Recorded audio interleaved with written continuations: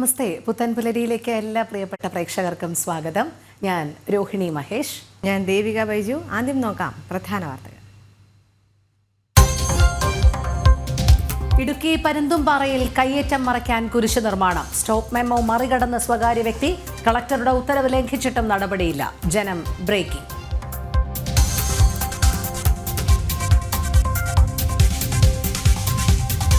ചട്ടങ്ങൾ കാറ്റിൽ പറത്തി സംസ്ഥാന സർക്കാർ. സ്വകാര്യ സർവകലാശാലയ്ക്കുള്ള നീക്കം UGC ചട്ടങ്ങൾക്ക് വിരുദ്ധം.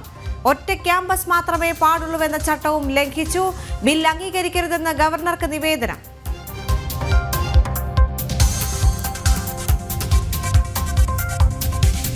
ചാമ്പ്യൻസ് ട്രോഫിയിൽ ഇന്ത്യയുടെ മൂന്നാം മുത്തം. ഫൈനലിൽ കീവിസിനെ തോൽപ്പിച്ചത് 4 വിക്കറ്റിന്. അർദ്ധ സെഞ്ചുറി നേടിയ രോഹിത് ശർമ്മ വിജയശില്പി. വിരമിക്കൽ ഉടനില്ലെന്ന് captain. One more thing, I'm not going to retire from this format, just to make sure that no rumors are spread moving forward. Okay, guys, thank you so much. കാനഡയ്ക്ക് പുതിയ പ്രധാനമന്ത്രി. മാർക്ക് കാർണി ജസ്റ്റിൻ ട്രൂഡോയ്ക്ക് പകരക്കാരൻ. Liberal പാർട്ടിയിലെ പോരാട്ടത്തിൽ വിജയം. 86% വോട്ടുകളോടെ സ്ഥാനാരോഹണം. America Canada ബന്ധം വഷളായിരിക്കെ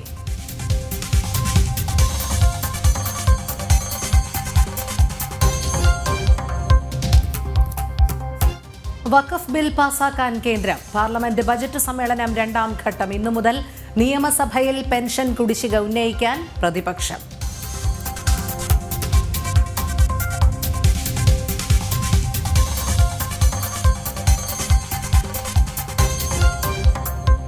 ധീരബലിദാനി അശ്വിനി കുമാറിന്റെ ഓർമ്മകൾക്ക് 20 ആണ്ട്. NDF ഭീകരർ കൊലപ്പെടുത്തിയത് 2005 മാർച്ച് 10.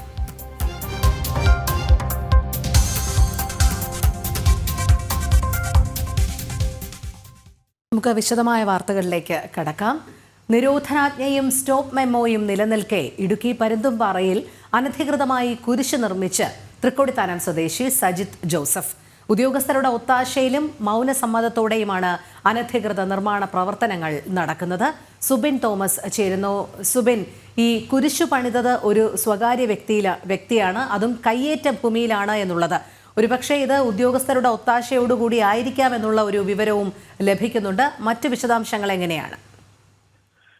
പ്രധാനമായി എടുത്തു പറയേണ്ട ഒരു കാര്യം എന്നുള്ളത് മൂന്നാറിനെ അപേക്ഷിച്ച് മൂന്നാറിനേക്കാൾ വലിയ കയ്യേറ്റമാണ് ഈ പരുന്തുംപാറയിൽ നടന്നിട്ടുള്ളത് എന്നുള്ള ഒരു കണ്ടെത്തലാണ് ഈ പ്രത്യേക അന്വേഷണ സംഘം നൽകിയ റിപ്പോർട്ട്, ഹൈക്കോടതി നൽകിയ റിപ്പോർട്ടിൽ പറയുന്നത്.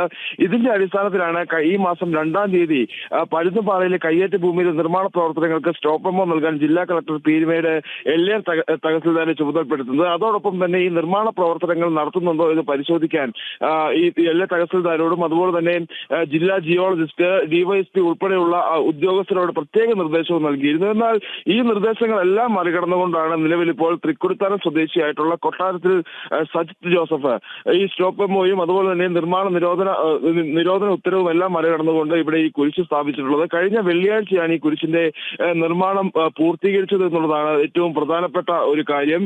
ഈ ഉദ്യോഗസ്ഥ ഒത്താശയിലാണ് നിർമ്മാണ പ്രവർത്തനങ്ങളെല്ലാം നടന്നിട്ടുള്ളത് എന്നുള്ളത് വ്യക്തമാണ്. കാരണം ജില്ലാ കളക്ടർ കൃത്യമായ നിർദ്ദേശം നൽകിയിരുന്നു.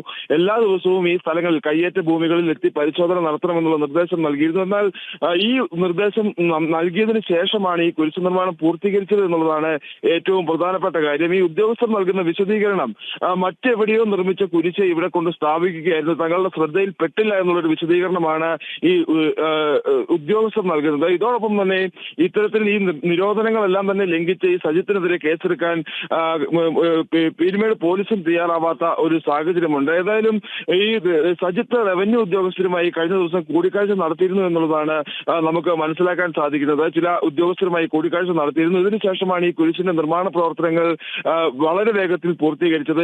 ഈ പരുന്തുംപാറയെ സംബന്ധിച്ച് പരുന്തുംപാറയിൽ ഏകദേശം 5 ഏക്കറോളം സ്ഥലമാണ് ഈ സജിത്ത് കയ്യേറിയിട്ടുള്ളത്. ഈ കയ്യേറിയ സ്ഥലത്ത് 5ഓളം കെട്ടിടങ്ങൾ അദ്ദേഹം കെട്ടിപ്പൊക്കുകയും ചെയ്തിട്ടുണ്ട്. ഈ കയ്യേറ്റ ഭൂമിയിൽ കെട്ടിപ്പൊക്കിയ കെട്ടിടങ്ങൾ അതൊരു ധ്യാന കേന്ദ്രത്തിന് വേണ്ടി കെട്ടിപ്പൊക്കിയത് എന്നുള്ളതാണ് ഇയാൾ നാട്ടുകാരോട് പറഞ്ഞിരിക്കുന്നത്. നാട്ടുകാരത് വിശ്വസിച്ചിരിക്കുന്നത്. അറിയിക്കുകയുമാണ്. ഇത്തരത്തിൽ ഇതുമായി ബന്ധപ്പെട്ട് ഏതാനും ചില ധ്യാനങ്ങൾ അവിടെ നടന്നു എന്നുള്ള സ്ഥിരീകരിക്കാത്ത വിവരങ്ങളുമുണ്ട്. ഇതിന് പിന്നാലെയാണ് ഇത്തരത്തിൽ ഈ ഒരു കുരിശ് അവിടെ സ്ഥാപിച്ചിട്ടുള്ളത്. നമുക്കറിയാം 2017 സമാനമായ സൂര്യനെല്ലിയിൽ ഇതുപോലെ കയ്യേറ്റ ഭൂമിയിൽ കുരിശ് സ്ഥാപിച്ചിരുന്നു. അന്ന് ജില്ലാ ഭരണകൂടം വളരെ നാളത്തെ ഒരു ശ്രമഫലമായാണ് ഈ കയ്യേറ്റ ഭൂമി തിരിച്ചു പിടിക്കുകയും ഈ കയ്യേറ്റ ഭൂമിയിൽ കുരിശ് പൊളിച്ചു മാറ്റുകയും ചെയ്തത്. ഇനിയിപ്പോൾ സമാനമായ ഒരു സാഹചര്യമാണോ ഈ പരുന്തുംപാറയിൽ ഉണ്ടാകാൻ പോകുന്നത് എന്നുള്ളത് ഏതായാലും നോക്കി കാണേണ്ടതായുണ്ട്. ഈ നിർമ്മാണ നിരോധനം അല്ലെങ്കിൽ ഇത്തരത്തിൽ ഈ ഒരു നിരോധനാജ്ഞ പുറപ്പെടുവിച്ചതിന് ശേഷവും ഈ നിർമ്മാണ പ്രവർത്തനങ്ങൾക്ക് സ്റ്റോപ്പമോ നൽകിയതിനു ശേഷവും ഈ പരുന്തുംപാറയിലെ കയ്യേറ്റ ഭൂമികളിൽ നിരവധി നിർമ്മാണ പ്രവർത്തനങ്ങൾ നടന്നിട്ടുണ്ട് എന്നുള്ളത് വ്യക്തമാണ്. ഏകദേശം 5ഓളം കേസുകൾ ഇതിനോടൊപ്പം തന്നെ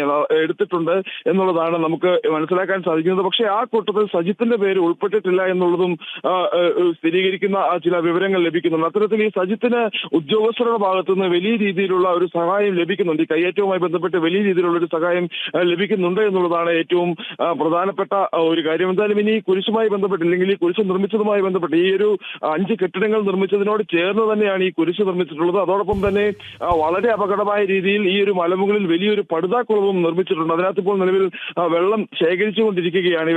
ഇതൊക്കെ വലിയ രീതിയിലുള്ള പരിസ്ഥിതി ആഘാതം ഉണ്ടാക്കുമെന്നുള്ളതാണ് ഏറ്റവും പ്രധാനപ്പെട്ട കാര്യം. ഇത് സംബന്ധിച്ച് റിപ്പോർട്ടും ഹൈക്കോടതിയിൽ സമർപ്പിച്ചിട്ടുണ്ട്. പക്ഷേ ഈ നിർമ്മാണ പ്രവർത്തനങ്ങൾ ഇത്തരത്തിൽ ത്വരിതഗതിയിൽ അല്ലെങ്കിൽ തകൃതിയായി നടക്കുന്നു. ജില്ലാ ഭരണകൂടം നിർദ്ദേശങ്ങൾ നൽകുന്നതല്ലാതെ ഒരു കൃത്യമായ ഒരു നടപടിയിലേക്ക് ജില്ലാ ഭരണകൂടത്തിന് ഇതുവരെ കടക്കാൻ കഴിഞ്ഞിട്ടില്ല. ചില സാങ്കേതിക പ്രശ്നങ്ങളുണ്ട് എന്നൊരു വിശദീകരണം മാത്രമാണ് ജില്ലാ ഭരണകൂടം നൽകുന്നത്. പക്ഷേ ഈ കയ്യേറ്റങ്ങൾ ഒഴിപ്പിക്കാനോ ഈ കയ്യേറ്റങ്ങൾക്കെതിരെ കൃത്യമായ നടപടിയെടുക്കാനോ ജില്ലാ ഭരണകൂടത്തിനും കൃത്യമായി കഴിയുന്നില്ല, അല്ലെങ്കിൽ അതിനെ അവർ ശ്രമിക്കുന്നില്ല എന്നുള്ളതും ഏറ്റവും പ്രധാനപ്പെട്ട സുബിൻ പറഞ്ഞതുപോലെ തന്നെയാണ്. ചില പ്രത്യേക കേസുകളിൽ മാത്രമേ ഇത്തരത്തിൽ ജില്ലാ ഭരണകൂടം മുൻകൈ എടുക്കുന്നുള്ളൂ അല്ലെങ്കിൽ നടപടി എടുക്കുന്നുള്ളൂ എന്നുള്ള ഒരു വ്യാപക ആക്ഷേപം കൂടി ഉയരുന്നുണ്ട്. അത് എന്തുകൊണ്ടാണ്? കാരണം ഈ കയ്യേറ്റ ഭൂമിയിൽ ഇപ്പോൾ കുരിശ് നിർമ്മാണം നടക്കുന്നത് തന്നെ ഉദ്യോഗസ്ഥരുടെ ഒത്താശയോടുകൂടിയാണ് എന്നുള്ള ആരോപണം ഉയർന്നിട്ടുണ്ട്. നേരത്തെ തന്നെ വ്യാപകമായ കയ്യേറ്റം പരുന്തുംപാറയിൽ അടക്കം കണ്ടെത്തിയതാണ്. അതിന്റെ ഭാഗമായിട്ട് തന്നെ ഒരു 15-അംഗ സംഘത്തെ തന്നെ ജില്ലാ ഭരണകൂടം നിയോഗിച്ചതാണ്. പക്ഷേ ഇതൊക്കെ മറികടന്നുകൊണ്ട് ഇപ്പോഴും ഇതെങ്ങനെ നിർബാധം നടക്കുന്നു എന്നുള്ളതാണ് ഉയരുന്ന ചോദ്യം.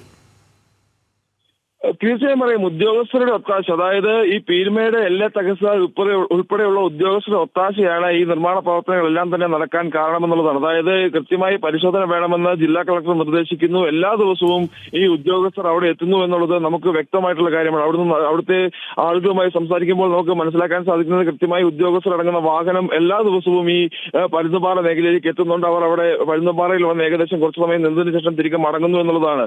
അതിനുശേഷം ആണ് അല്ലെങ്കിൽ ആ ഒരു ഉദ്യോഗസ്ഥർ എത്തുമ്പോൾ പോലും ഇത്തരത്തിൽ നിർമ്മാണ പ്രവർത്തനങ്ങൾ അവിടെ തകൃതിയായി നടക്കുന്നുണ്ട് എന്നുള്ളതാണ്. നമുക്ക് ഇതിനോട് ചേർന്ന് തന്നെ മറ്റൊരു വശത്ത് ഒരു മൊട്ടക്കുന്നിൽ ഒരു കെട്ടിടം കെട്ടിപ്പൊക്കിയിട്ടുണ്ട്. ഇതും കയ്യേറ്റ ഭൂമിയാണ് എന്നുള്ളത് കണ്ടെത്തിയിട്ടുള്ളതാണ്. പക്ഷെ അവിടെയും സമാനമായ രീതിയിലുള്ള നിർമ്മാണ പ്രവർത്തനങ്ങൾ ഇപ്പോൾ നമ്മൾ ഇന്നലെ ചെന്നപ്പോഴും നടന്നുകൊണ്ടിരിക്കുകയാണ്. പക്ഷെ ഇതിലൊന്നും തന്നെ കൃത്യമായ ഒരു ഇടപെടൽ നടക്കുന്നില്ല. അതോടൊപ്പം തന്നെ ഈ റവന്യൂ ഭൂമിയോട് ചേർന്നുള്ള പ്രദേശങ്ങളിൽ വിവിധ ടൂറിസം ആക്ടിവിറ്റികളും ഇതോടൊപ്പം തന്നെ ഉയർന്നു വരുന്നുണ്ട്. ഇതിലൊന്നും തന്നെ ഇത് ഏതെങ്കിലും തരത്തിൽ കയ്യേറ്റ ഭൂമിയാണോ അല്ലെങ്കിൽ കയ്യേറ്റം നടന്നിട്ടുണ്ടോ നടക്കുന്ന കാര്യങ്ങളെല്ലാം തന്നെ പരിശോധിക്കാൻ പോലും ഈ ഉദ്യോഗസ്ഥർ തയ്യാറാവാത്ത ഒരു സാഹചര്യമുണ്ട്. നമ്മൾ മുമ്പ് സൂചിപ്പിച്ചതുപോലെ ഈ 2-ാം തീയതി ഈ നിരോധനം അല്ലെങ്കിൽ സ്റ്റോപ്പമോ നൽകണമെന്ന് ജില്ലാ കളക്ടർ ഉത്തരവ് നൽകുന്നു. എല്ലാ തഹസിൽദാരോട് നിർദ്ദേശിക്കുന്നു. അതിന് തൊട്ടു പിന്നാലെ തന്നെ സജിത്ത് എത്തി ചില റവന്യൂ ഉദ്യോഗസ്ഥരുമായി കൂടിക്കാഴ്ച നടത്തി എന്നുള്ളതാണ് നമുക്ക് സ്ഥിരീകരിക്കുന്ന വിവരം. അതായത് അവിടെ എത്തി ഉദ്യോഗസ്ഥരുമായി കൂടിക്കാഴ്ച നടത്തിയെന്ന വിവരമുണ്ട്. അതിനുശേഷമാണ് ഈ കുരിശ് നിർമ്മാണം ത്വരിതഗതിയിൽ അല്ലെങ്കിൽ വളരെ വേഗത്തിൽ അത് പൂർത്തിയാക്കിയിട്ടുള്ളത്. നമുക്കറിയാം ഈ കുരിശ് ഒരു സ്ഥലത്ത് കുരിശ് നിർമ്മിച്ചു കഴിഞ്ഞാൽ ഒരു വിശ്വാസ സമൂഹത്തിന്റെ പ്രതീകമാണ് എന്നുള്ളത് കൊണ്ട് തന്നെ അതിലേക്ക് കൈവെക്കാൻ ആരാണെങ്കിലും ഒന്ന് ഭയക്കും. അതുകൊണ്ട് തന്നെ അതൊരു വിശ്വാസ സമൂഹത്തെ ഒന്നാകെ ഗണിക്കുന്ന ഒന്നായതുകൊണ്ട് തന്നെ അതിൽ കൈവെക്കാൻ ആരും ഭയക്കും. ആ ഒരു സാഹചര്യത്തിലാണ് വളരെ വേഗത്തിൽ അവിടെ ഒരു കുരിശ് കെട്ടിപ്പൊക്കിയത് എന്നുള്ളതാണ് നമുക്ക് മനസ്സിലാക്കാൻ സാധിക്കുന്നത്. എന്തായാലും ജില്ലാ ഭരണകൂടം അടിയന്തരമായ ഇടപെടൽ നടത്തേണ്ടതായുണ്ട്. അതിൽ ഏതു തരത്തിലുള്ള ഒരു ഇടപെടൽ ഉണ്ടാകുമെന്നുള്ളതാണ്. അതായത് ഇത്തരത്തിൽ ഈ നിരോധനങ്ങളെല്ലാം തന്നെ ലംഘിച്ചുകൊണ്ടാണ് ഇത് നടത്തിയത്, ഈ നിർമ്മാണ പ്രവർത്തനങ്ങൾ നടത്തിയത് എന്നുള്ളത് വ്യക്തമാണ്. അതിൽ ഏതു തരത്തിലുള്ള ഇടപെടൽ ജില്ലാ ഭരണകൂടം നടത്തുമെന്നുള്ളതാണ് ഇനി കണ്ടറിയേണ്ടത്. സുബിൻ, അതുമാത്രമല്ല നമുക്കറിയാം ഈ അനധികൃത കയ്യേറ്റം എന്ന് പറയുമ്പോൾ അത് ചില മതപരമായ ആചാരങ്ങളുടെ മറവിൽ നടക്കുകയാണെങ്കിൽ ഒരുപക്ഷെ അവിടെയുള്ള പ്രദേശവാസികളെ തെറ്റിദ്ധരിപ്പിക്കാനുള്ള ഒരു സാധ്യത കൂടിയുണ്ട്. ഇവിടെ തന്നെ നേരത്തെ പറഞ്ഞതുപോലെ ഈ കുരിശ് നിർമ്മാണം എന്ന് പറഞ്ഞത് ആദ്യം പറയുന്നത് ധ്യാനത്തിന്റെ ഭാഗമായിട്ടാണ് എന്നുള്ള രീതിയിലൊക്കെ പ്രദേശവാസികളെ പറഞ്ഞ് പറ്റിച്ചുകൊണ്ട് നടത്തിയ ഒരു നിർമ്മാണ പ്രവൃത്തിയായിരുന്നു. അതുകൊണ്ട് തന്നെ അത് വളരെ വേഗം അത് പൂർത്തീകരിക്കാനും കഴിഞ്ഞു എന്നുള്ളതാണ്. റവന്യൂ വനം വകുപ്പ് ഉദ്യോഗസ്ഥരുടെ നിയന്ത്രണത്തിലാണ് ഈ കയ്യേറ്റ ഭൂമി ഇപ്പോൾ നിലവിലുള്ളത്. അവരുടെ കൂടി നിരീക്ഷണ സംവിധാനത്തിന്റെ അടിസ്ഥാനത്തിൽ അല്ലെങ്കിൽ അടിസ്ഥാനത്തിലുള്ള പ്രദേശം കൂടിയാണ്. എന്നിട്ടും ഇതെങ്ങനെ സാധ്യമാകുന്നു എന്നുള്ളതാണ്. തീർച്ചയായും അങ്ങനെയാണ്. ഇന്നലെ നമ്മൾ അവിടുത്തെ സാധാരണക്കാരായ ആളുകളുമായി സംസാരിച്ചിരുന്നു. ആ സമയത്ത് അവർ പറഞ്ഞത് അത് ഒരു ധ്യാനകേന്ദ്രമാണ് എന്നുള്ളതാണ് അദ്ദേഹം പറഞ്ഞത്. അതായത് സജിത്ത് അവിടെ എത്തുമ്പോഴെല്ലാം അതൊരു ധ്യാനകേന്ദ്രമാണ് എന്നുള്ളതാണ് നാട്ടുകാരോട് പറഞ്ഞിരുന്നത്. അതിനുശേഷം ഇദ്ദേഹം ഈ വിശ്വാസപരമായ കാര്യങ്ങളിൽ ഇച്ചിരി മുൻപന്തിയിൽ നിൽക്കുന്ന ആളാണ്. അതുമായി ബന്ധപ്പെട്ട് ഒത്തിരിയേറെ പ്രവർത്തനങ്ങൾ അദ്ദേഹം നടത്തുന്നുമുണ്ട്. അതിന്റെ മറവിലാണ് ഇത്തരത്തിൽ ഈ ഒരു കയ്യേറ്റ ഭൂമി, അതായത് പീരുമേട് വില്ലേജിൽ പെടുന്ന ഒരു പട്ടയമാണ് അദ്ദേഹത്തിന് ലഭിച്ചിട്ടുള്ളത്. പക്ഷേ നിർമ്മാണ പ്രവർത്തനം നടത്തിയിട്ടുള്ളത് മഞ്ചുമല വില്ലേജിലാണ്. ആ സ്ഥലം മുമ്പേ തന്നെ പട്ടയം ഉണ്ടായിരുന്ന സ്ഥലമാണ്, മറ്റ് പട്ടയങ്ങൾ ഉണ്ടായിരുന്ന സ്ഥലമാണ്. അവിടെ നിലവിലൊരു ധ്യാന കേന്ദ്രം ഉയർത്തുന്നു. അവിടെ മറ്റ് ധ്യാനവുമായി ബന്ധപ്പെട്ട് ഉള്ള കാര്യങ്ങളാണ് നടത്തുന്നത് എന്നുള്ളൊരു ഒരു വിശദീകരണമാണ്, അല്ലെങ്കിൽ അത്തരത്തിലാണ് അവിടുത്തെ ആളുകളെ പറഞ്ഞു ധരിപ്പിച്ചിരുന്നത്. നമ്മൾ ഇന്നലെ എത്തിയപ്പോഴും ഈ ആളുകളുമായി സംസാരിക്കുമ്പോൾ അത് ധ്യാന കേന്ദ്രമാണ് എന്നുള്ളൊരു രീതിയിലുള്ള ഒരു മറുപടിയാണ് ആളുകളുടെ ഭാഗത്തുനിന്ന് ലഭിച്ചത്. ഈ ഇതുമായി ബന്ധപ്പെട്ട് ചില ധ്യാനങ്ങൾ അല്ലെങ്കിൽ ചില ആളുകളെ വിളിച്ചു വരുത്തി ചില ധ്യാനങ്ങൾ അവിടെ നടന്നുവെന്നും ആളുകൾ പറയുന്നുണ്ട്. ഏകദേശം 3ഓളം ധ്യാനങ്ങൾ അവിടെ നടന്നിട്ടുണ്ട് എന്നുള്ളതാണ് ഇത്തരത്തിൽ ഈ ഒരു ആളുകൾ നൽകുന്ന സ്ഥിരീകരിക്കാത്ത വിവരങ്ങൾ. ആളുകൾ നമ്മളോട് പറഞ്ഞതാണ് ഇത്തരത്തിൽ ധ്യാന കേന്ദ്രമാണ്, അവിടെ മൂന്ന് ഘട്ടമായി ധ്യാനം നടന്നിട്ടുണ്ട് എന്നത് നാട്ടുകാർ തന്നെ പറഞ്ഞിട്ടുള്ള ഒരു കാര്യമാണ്. ഇതിന് പിന്നാലെയാണ് ഈ പ്രശ്നങ്ങളെല്ലാം തന്നെ ഉണ്ടാവുന്നത്.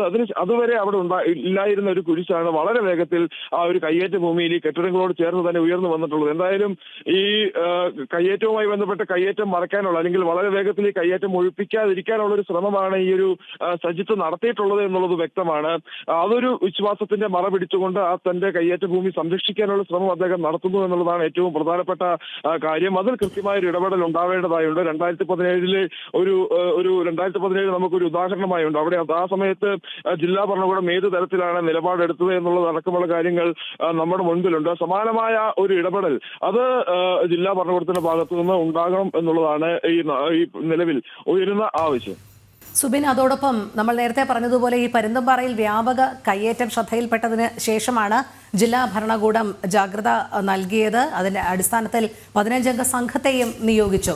പക്ഷേ ഈ സംഘത്തിന്റെ റിപ്പോർട്ട് എന്ന് പറയുന്നത് ഞെട്ടിപ്പിക്കുന്നത് തന്നെയായിരുന്നു. കാരണം ഏറ്റവും വലിയ തോതിലുള്ള കയ്യേറ്റമാണ് ഇടുക്കി ജില്ലയിൽ നടന്നത് എന്നാണ് സംഘം റിപ്പോർട്ടിൽ പറയുന്നത്. ഏകദേശം 3 ഏക്കർ 31 സെന്റ് സ്ഥലത്തോളം വലിയ രീതിയിലുള്ള കയ്യേറ്റം നടന്നു. അതിൽ റിസോർട്ട് മാഫിയ ഉൾപ്പെടുന്നുണ്ട്, സ്വകാര്യ വ്യക്തികൾ ഉൾപ്പെടുന്നുണ്ട്.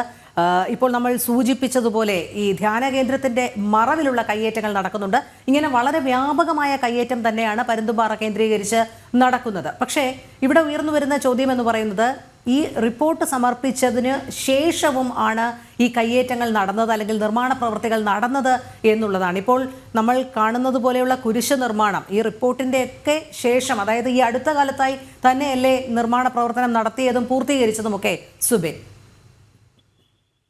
കഴിഞ്ഞ ഒരു വർഷത്തിനിടയിലാണ് ഈ ഒരു നിർമ്മാണ പ്രവർത്തനങ്ങൾ, അതായത് പരുന്തുംപാറയിലെ നിർമ്മാണ പ്രവർത്തനങ്ങളെല്ലാം തന്നെ നടന്നിട്ടുള്ളത് എന്നുള്ളത് വ്യക്തമാണ്. എല്ലാം പുതിയ കെട്ടിടങ്ങളാണ്. അതായത് ഈ റിപ്പോർട്ട് പ്രത്യേക അന്വേഷണ സംഘം എത്തുന്നു, ഈ പരിശോധന നടത്തുന്നു. ഈ പരിശോധനയിൽ കണ്ടെത്തിയത് ഞെട്ടിക്കുന്ന വിവരങ്ങളാണ്. പ്രധാനമായും ഈ പരുന്തുംപാറയിലെ ഈ ഒരു പരിസ്ഥിതി ഒന്നാകെ കീറി മുറിച്ചുകൊണ്ടുള്ള നിർമ്മാണ പ്രവർത്തനങ്ങളും അല്ലെങ്കിൽ മറ്റ് ഖനന പ്രവർത്തനങ്ങളുമാണ് അവിടെ നടന്നിട്ടുള്ളത് എന്നുള്ളൊരു കണ്ടെത്തലാണ് ഈ ഒരു പ്രത്യേക അന്വേഷണ സംഘം കണ്ടെത്തിയിട്ടുള്ളത്. പ്രധാനമായും മൊട്ടക്കുന്നുകൾ ഇടിച്ചു നിരത്തി അല്ലെങ്കിൽ മൊട്ടക്കുന്നുകൾ നിരപ്പാക്കിയ ശേഷം ഈ ഒരു കെട്ടിടങ്ങൾ പണിയുന്നു. വലിയ രീതിയിൽ ഈ കുന്നിൻ ചെരുവുകളിൽ നിന്ന് മണ്ണ് ഖനനം ചെയ്യുന്നു, പാറ ഖനനം ചെയ്ത് കൊണ്ടുപോയിട്ടുണ്ട്. ഈ ഇത്തരത്തിൽ വലിയ രീതിയിലുള്ള ഖനന പ്രവർത്തനങ്ങൾ അതീവ പരിസ്ഥിതി ലോല മേഖലയിൽ നടത്തുന്നു എന്നുള്ളതാണ്. ഈ പരുന്തുംപാറ എന്നുള്ളത് ഈ പെരിയാർ വന്യജീവി സങ്കേതത്തോട് ചേർന്ന് അല്ലെങ്കിൽ ആ പെരിയാർ വന്യജീവി സങ്കേതത്തോട് ചേർന്ന് ഉയരമുള്ള ഒരു മലമുകളാണ്. ഈ മലമുകളിലാണ് ഇത്തരത്തിലുള്ള നിർമ്മാണ പ്രവർത്തനങ്ങളെല്ലാം തന്നെ നടക്കുന്നത് അല്ലെങ്കിൽ നടത്തിയിട്ടുള്ളത്. അത് പരിസ്ഥിതിക്ക് വളരെ വലിയ രീതിയിലുള്ള കോട്ടം ഉണ്ടാക്കിയിട്ടുണ്ട് എന്നുള്ളൊരു കണ്ടെത്തൽ ഈ ഒരു അന്വേഷണ സംഘം നടത്തിയിരുന്നു. അവിടെ പരിശോധനയ്ക്ക് എത്തുന്ന ആർക്കും അല്ലെങ്കിൽ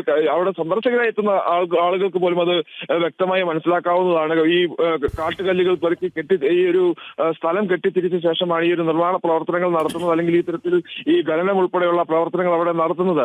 അതോടൊപ്പം തന്നെ നമ്മൾ മുമ്പ് സൂചിപ്പിച്ചൊരു കാര്യം എന്നുള്ളത് അവിടെ നടന്നിട്ടുള്ളതിൽ ഈ സജിത്ത് മാത്രം കയ്യേറിയതിന്റെ ഒരു ഭാഗം മാത്രമാണ് ഈ ഒരു 3 ഏക്കർ എന്ന് പറയുന്ന ആ ഒരു പ്രദേശം അല്ലെങ്കിൽ 3 ഏക്കർ സ്ഥലം.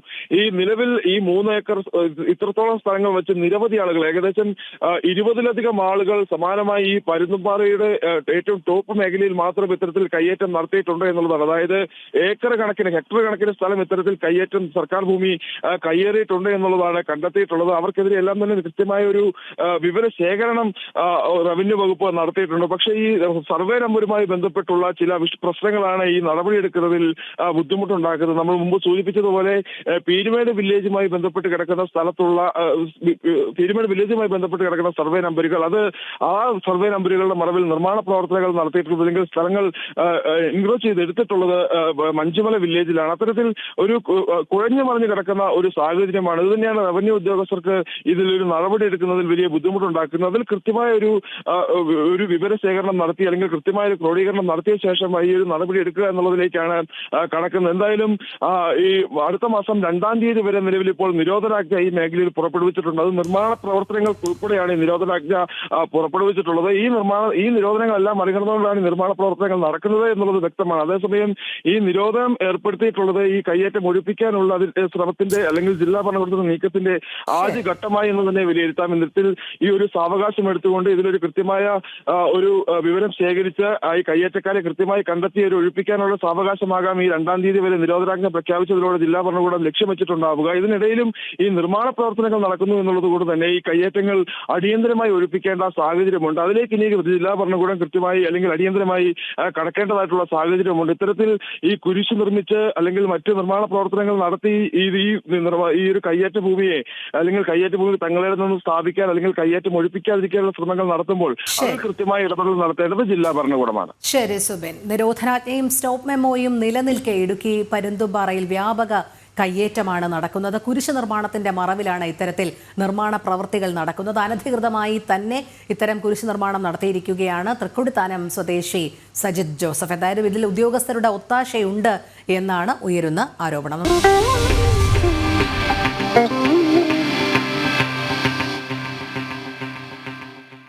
സംസ്ഥാനത്ത് സ്വകാര്യ സർവകലാശാല അനുവദിക്കുന്നതിനുള്ള സർക്കാർ നീക്കം UGC ചട്ടങ്ങൾക്ക് വിരുദ്ധമായി.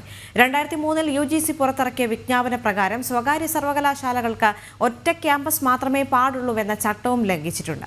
സർവകലാശാല ആരംഭിച്ച് 5 വർഷം കഴിഞ്ഞ ശേഷം മാത്രമേ സംസ്ഥാനത്തിനകത്തോ പുറത്തോ ഓഫ് ക്യാമ്പസുകളോ സ്റ്റഡി സെന്ററുകളോ അനുവദിക്കാൻ പോലും പാടുള്ളൂവെന്ന UGC ചട്ടമാണ് ലംഘിച്ചിരിക്കുന്നത്. ചട്ടം പാലിക്കാതെയുള്ള ബില്ല് അംഗീകരിക്കരുതെന്ന് ഗവർണർക്ക് നിവേദനം ലഭിച്ചിട്ടുണ്ട്. എസ് ശാലിനി ചേർന്നു വിവരങ്ങളുമായി. ശാലിനി, ഇനി ഇതിൽ ഗവർണർ എന്ത് തീരുമാനമെടുക്കുന്നു, അല്ലെങ്കിൽ ഗവർണറുടെ തീരുമാനം തന്നെ ആയിരിക്കില്ലേ നിർണായകം?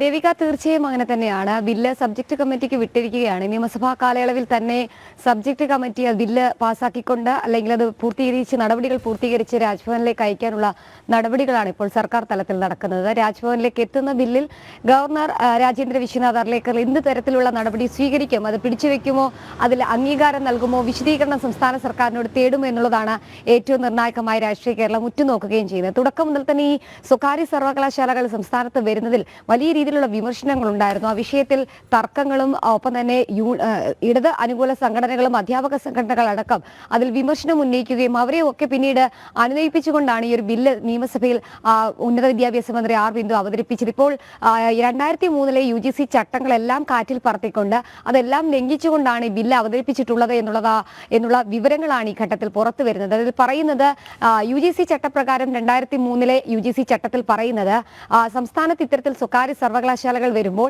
ആ സ്വകാര്യ സർവകലാശാലകൾ ഒറ്റ ക്യാമ്പസിനുള്ളിലായിരിക്കണം. മൾട്ടി ക്യാമ്പസുകളിലോ അല്ലെങ്കിൽ അത്തരത്തിൽ വിവിധ സ്ഥലങ്ങളിലേക്കോ സംസ്ഥാനത്തിന് പുറത്തേക്കോ ഒന്നും തന്നെ അതിന്റെ ഓഫ് ക്യാമ്പസുകളൊന്നും പോകാൻ പാടില്ല എന്നുള്ളതാണ്. പക്ഷേ സർവകലാശാല വന്ന 5 വർഷങ്ങൾക്ക് ശേഷം അത്തരത്തിൽ സംസ്ഥാനത്തിനകത്തോ പുറത്തോ മൾട്ടി ക്യാമ്പസുകൾ ഓഫ് ക്യാമ്പസുകളൊക്കെ തുടങ്ങാനുള്ള ചട്ടമുണ്ട്. പക്ഷേ ഇതെല്ലാം കാറ്റിൽ പറത്തിക്കൊണ്ടാണ് സർവകലാശാല ഭേദഗതി ബില്ലിൽ സ്വകാര്യ സർവകലാശാല ബില്ലിൽ തന്നെ അത്തരത്തിൽ മൾട്ടി ക്യാമ്പസുകൾ ആകാം എന്നുള്ളൊരു രീതി അല്ലെങ്കിൽ എന്നൊരു നടപടി സംസ്ഥാന സർക്കാർ ഉന്നത വിദ്യാഭ്യാസ മന്ത്രി അവതരിപ്പിച്ച ബില്ലിലും കൊണ്ടുവരുന്നത്. പക്ഷേ എന്താണ് മൾട്ടി ക്യാമ്പസ് എന്നുള്ളൊരു നിർവചനം പോലും ആ ബില്ലിൽ ഇല്ല എന്നുള്ളതാണ് ഏറ്റവും ശ്രദ്ധേയമായിട്ടുള്ള കാര്യം. സേവ് യൂണിവേഴ്സിറ്റി ക്യാമ്പയിൻ കമ്മിറ്റി അടക്കം ഇക്കാര്യത്തിൽ വലിയ രീതിയിലുള്ള വിമർശനം ഉന്നയിക്കുന്നുണ്ട്. ഗവർണർക്ക് നിലവിൽ നിവേദനം നൽകിയിരിക്കുകയാണ്. കാരണം ഈ ബില്ല് ഏതെങ്കിലും തരത്തിൽ രാജ്ഭവനിലേക്ക് എത്തുകയാണെങ്കിൽ അവിടെ കൃത്യമായ കാര്യങ്ങൾ പരിശോധിച്ച് മാത്രമേ ബില്ലിൽ നടപടികൾ സ്വീകരിക്കാവൂ, ഒപ്പുവെക്കാവൂ എന്നൊരു ആവശ്യമാണ് ഇപ്പോൾ വിദ്യാഭ്യാസ വിദഗ്ധരും സേവ് യൂണിവേഴ്സിറ്റി ക്യാമ്പയിൻ കമ്മിറ്റി അടക്കം രാജ്ഭവനിലേക്ക് നിവേദനത്തിലൂടെ വാർത്തയിലൂടെ അറിയിച്ചിട്ടുള്ളത്. നമുക്ക് മനസ്സിലാക്കാൻ സാധിക്കുന്നത് ഇത്തരത്തിലൊരു ബില്ല് വരുന്നത് അല്ലെങ്കിൽ ഈ മൾട്ടി ക്യാമ്പസ് എന്നുള്ള ഒരു പ്രസ്താവന അല്ലെങ്കിൽ അത്തരത്തിലൊരു നടപടി എന്നുള്ളത് കോർപ്പറേറ്റ് മാനേജ്മെന്റുകളെ സഹായിക്കാനാണ് എന്നൊരു ആക്ഷേപം കൂടി ഈ ഘട്ടത്തിൽ വരുന്നുണ്ട്. കാരണം സംസ്ഥാനത്തെ പല സർവകലാശാലകളിലും അഫിലിയേറ്റ് ചെയ്ത് ഈ കോർപ്പറേറ്റ് മാനേജ്മെന്റുകളുടെ അഫിലിയേറ്റഡ് ഡിപ്പാർട്ട്മെന്റുകൾ പ്രവർത്തിക്കുന്നുണ്ട്. ഇതിനെല്ലാം സ്വകാര്യ സർവകലാശാലയ്ക്ക് കീഴിലേക്ക് കൊണ്ടുവരിക എന്നുള്ളൊരു നടപടിയാണ് ഇതിന് പിന്നിലുള്ളത് എന്നുള്ളൊരു ആക്ഷേപം കൂടി ഈ ഘട്ടത്തിൽ വരുന്നുണ്ട്. എന്തായാലും ഇതിൽ നിർണായക നടപടി സ്വീകരിക്കേണ്ടത് രാജ്ഭവനാണ്, ചാൻസലർ കൂടിയായ ഗവർണറാണ്. ആ ഗവർണർ എന്ത് നടപടി സ്വീകരിക്കുമെന്നുള്ളതാണ് അറിയേണ്ടത്. ഇന്നും നിയമസഭാ സമ്മേളനമുണ്ട്. ഈ മാസം തന്നെ നിയമസഭാ സമ്മേളനം അവസാനിക്കും. ആ അവസാനിക്കുന്ന കാലയളവിൽ തന്നെ ഈ ബില്ല് രാജ്ഭവനിലേക്ക് എത്താനുള്ള സാധ്യതയും സാഹചര്യമുണ്ട്. അതിൽ എന്ത് നടപടി എന്നുള്ളതാണ് നമ്മൾ ഇനി രാഷ്ട്രീയമായി ഉറ്റുനോക്കുന്നത്. ഒപ്പം തന്നെ മുൻപ് ഇത്തരത്തിലുള്ള ബില്ലുകൾ പാസാക്കി അത് രാജ്ഭവനിലേക്ക് എത്തിയപ്പോൾ മുൻ ഗവർണർ അടക്കമുള്ളവർ അത് പിടിച്ചുവെക്കുകയും അതിൽ കാര്യമായ വിശദീകരണം തേടുകയും ഒക്കെ തന്നെ ചെയ്തിരുന്നു. അത് നൽകാൻ സർക്കാരിന് കഴിയാത്ത സാഹചര്യത്തിൽ കൂടിയാണ് സർവകലാശാല ബില്ലടക്കമുള്ള കാര്യങ്ങൾ സംസ്ഥാന സർക്കാർ പൂർണ്ണമായും സർവകലാശാലയുടെ അധിപനായി ചാൻസലറെയും വിസിമാരെയും ഒക്കെ നോക്കുകുത്തിയാക്കുന്ന ബില്ലടക്കം ഇപ്പോൾ രാഷ്ട്രപതി ഭവനിൽ തുടരുകയും ചെയ്യുന്നത്. ദേവിക. ശരി ശാലിനി. RSS ജില്ലാ ബൗദ്ധിക് ശിക്ഷൻ പ്രമുഖായിരുന്ന അശ്വിനി കുമാറിന്റെ ധീര ബലിദാനത്തിന് ഇന്ന് 20 വയസ്സ്. 2005 മാർച്ച് 10-നായിരുന്നു അശ്വിനി കുമാറിനെ NDF ഭീകരവാദികൾ കൊലപ്പെടുത്തിയത്. ആളുകളെ കൊലപ്പെടുത്തി ആശയത്തെ ഇല്ലാതാക്കാം എന്ന് കരുതിയവർക്കുള്ള തിരിച്ചടി കൂടിയാണ് അശ്വിനി കുമാർ വിശ്വസിച്ച RSS എന്ന പ്രസ്ഥാനം 100-ാം വയസ്സിൽ എത്തി നിൽക്കുന്നത്. 20 വർഷങ്ങൾക്ക് മുമ്പ് ഇതേ ദിവസം കണ്ണൂരിൽ നിന്ന് പേരാപൂരിലേക്ക് പോവുകയായിരുന്ന അശ്വിനി കുമാറിനെ ഇരിട്ടി പയഞ്ചേരി മുക്കിൽ ബസ്സിനുള്ളിൽ വെച്ചാണ് NDF ഭീകരവാദികൾ വെട്ടിക്കൊലപ്പെടുത്തിയത്. പ്രതികളിൽ 4 പേർ ബസ്സിനുള്ളിലും മറ്റുള്ളവർ ജീപ്പിലും എത്തിയാണ് കൊല നടത്തിയത്. കടാര കൊണ്ട് കുത്തിയും വാളുകൊണ്ട് വെട്ടിയുമാണ് അശ്വിനി കുമാറിനെ പ്രതികൾ ഇല്ലാതാക്കിയത്. അസാമാന്യ പ്രതിഭ തന്നെയായിരുന്നു അശ്വിനി കുമാർ. നന്നേ ചെറിയ പ്രായത്തിൽ തന്നെ ഭഗവത്ഗീത മനഃപ്പാഠമാക്കിയ അശ്വിനി കുമാർ കേരളത്തിൽ 300-ലേറെ ക്ഷേത്രങ്ങളിലാണ് ആധ്യാത്മിക പ്രഭാഷണം നടത്തിയിട്ടുള്ളത്. പുന്നാട് എന്ന പ്രദേശം ഗീതാ ഗ്രാമമായി മാറ്റാനുള്ള പ്രയത്നം നടത്തിയതും അദ്ദേഹമായിരുന്നു. സായം ശാഖ മുഖ്യ ശിക്ഷകായാണ് അദ്ദേഹത്തിന്റെ സംഘടന രംഗത്തെ തുടക്കം. പിന്നീട് കണ്ണൂർ ജില്ലാ ബൗദ്ധിക് ശിക്ഷൻ പ്രമുഖിന്റെ ചുമതല ചെറുപ്രായത്തിൽ തന്നെ അദ്ദേഹത്തെ തേടിയെത്തി. തന്റെ സംഘടനാ മികവ് കൊണ്ടും ആധ്യാത്മിക രംഗത്തെ പ്രാവീണ്യം കൊണ്ടും ഒരു നാടിനെ ഒന്നാകെ പരിവർത്തനത്തിലേക്ക് നയിക്കുന്നത് കണ്ട വിറളി പിടിച്ചാണ് ഭീകരവാദികൾ അദ്ദേഹത്തെ ഇല്ലാതാക്കിയത്. എന്നാൽ ആ വ്യക്തിയെ ഇല്ലാതായിട്ടുള്ളൂ. ആ വ്യക്തി ഉയർത്തിപ്പിടിച്ച ആദർശം ശോഭ കെടാതെ നിലനിൽക്കുന്നുണ്ട്, അതും സൂര്യ തേജസ്സോടെ. ജനം, കണ്ണൂർ. അനന്തപുരിയിൽ ആറ്റുകാൽ പൊങ്കാല മഹോത്സവമാണ്. ആ വാർത്തകളിലേക്ക്. ആറ്റുകാലമ്മയ്ക്ക് പൊങ്കാല. ആറ്റുകാലമ്മയ്ക്ക് പൊങ്കാല നിങ്ങൾക്കായി സമർപ്പിക്കുന്നത് BIS ഹോൾമാർക്ക് 9161 ആഭരണങ്ങൾ ഏറ്റവും കുറഞ്ഞ പണിക്കൂലിയിൽ. Boby Chemmanur international jewellers. SK Hospital, touching human lives. Edappally, Trivandrum. Ananthapuri യാഗശാലയായി മാറാൻ ഇനി ദിവസങ്ങൾ മാത്രമാണ് ബാക്കി. പൊങ്കാല ദിനത്തിനായുള്ള അവസാന ഒരുക്കങ്ങളിലാണ് ഭക്തജനങ്ങൾ. നഗരത്തിലെങ്ങും അടുപ്പുകല്ലുകളുടെയും പൊങ്കാല കലങ്ങളുടെയും വിൽപ്പനയും ആരംഭിച്ചിട്ടുണ്ട്. ഇന്നേക്ക് 3-ാം ദിനമാണ് ആറ്റുകാൽ പൊങ്കാല മഹോത്സവം. പ്രജിത് മോഹനൻ ചേരുന്നുണ്ട് വിവരങ്ങളുമായി. പ്രജിത്ത്, ഇനി വിരളിൽ എണ്ണാവുന്ന ദിവസങ്ങൾ മാത്രമേ ബാക്കിയുള്ളൂ. ഇപ്പോൾ തന്നെ എനിക്ക് തോന്നുന്നു തലസ്ഥാനത്തെ വിവിധയിടങ്ങളിൽ ഇങ്ങനെ കല്ലുകൾ കൊണ്ട് നിറഞ്ഞിരിക്കുകയാണ്, റിസർവ്ഡ് ആണ് എന്ന് കാണിക്കുന്നുണ്ട്. ദൂരദേശങ്ങളിൽ നിന്ന് തന്നെ ഇപ്പോഴേ ഭക്തജനങ്ങൾ എത്തി തുടങ്ങിയല്ലേ?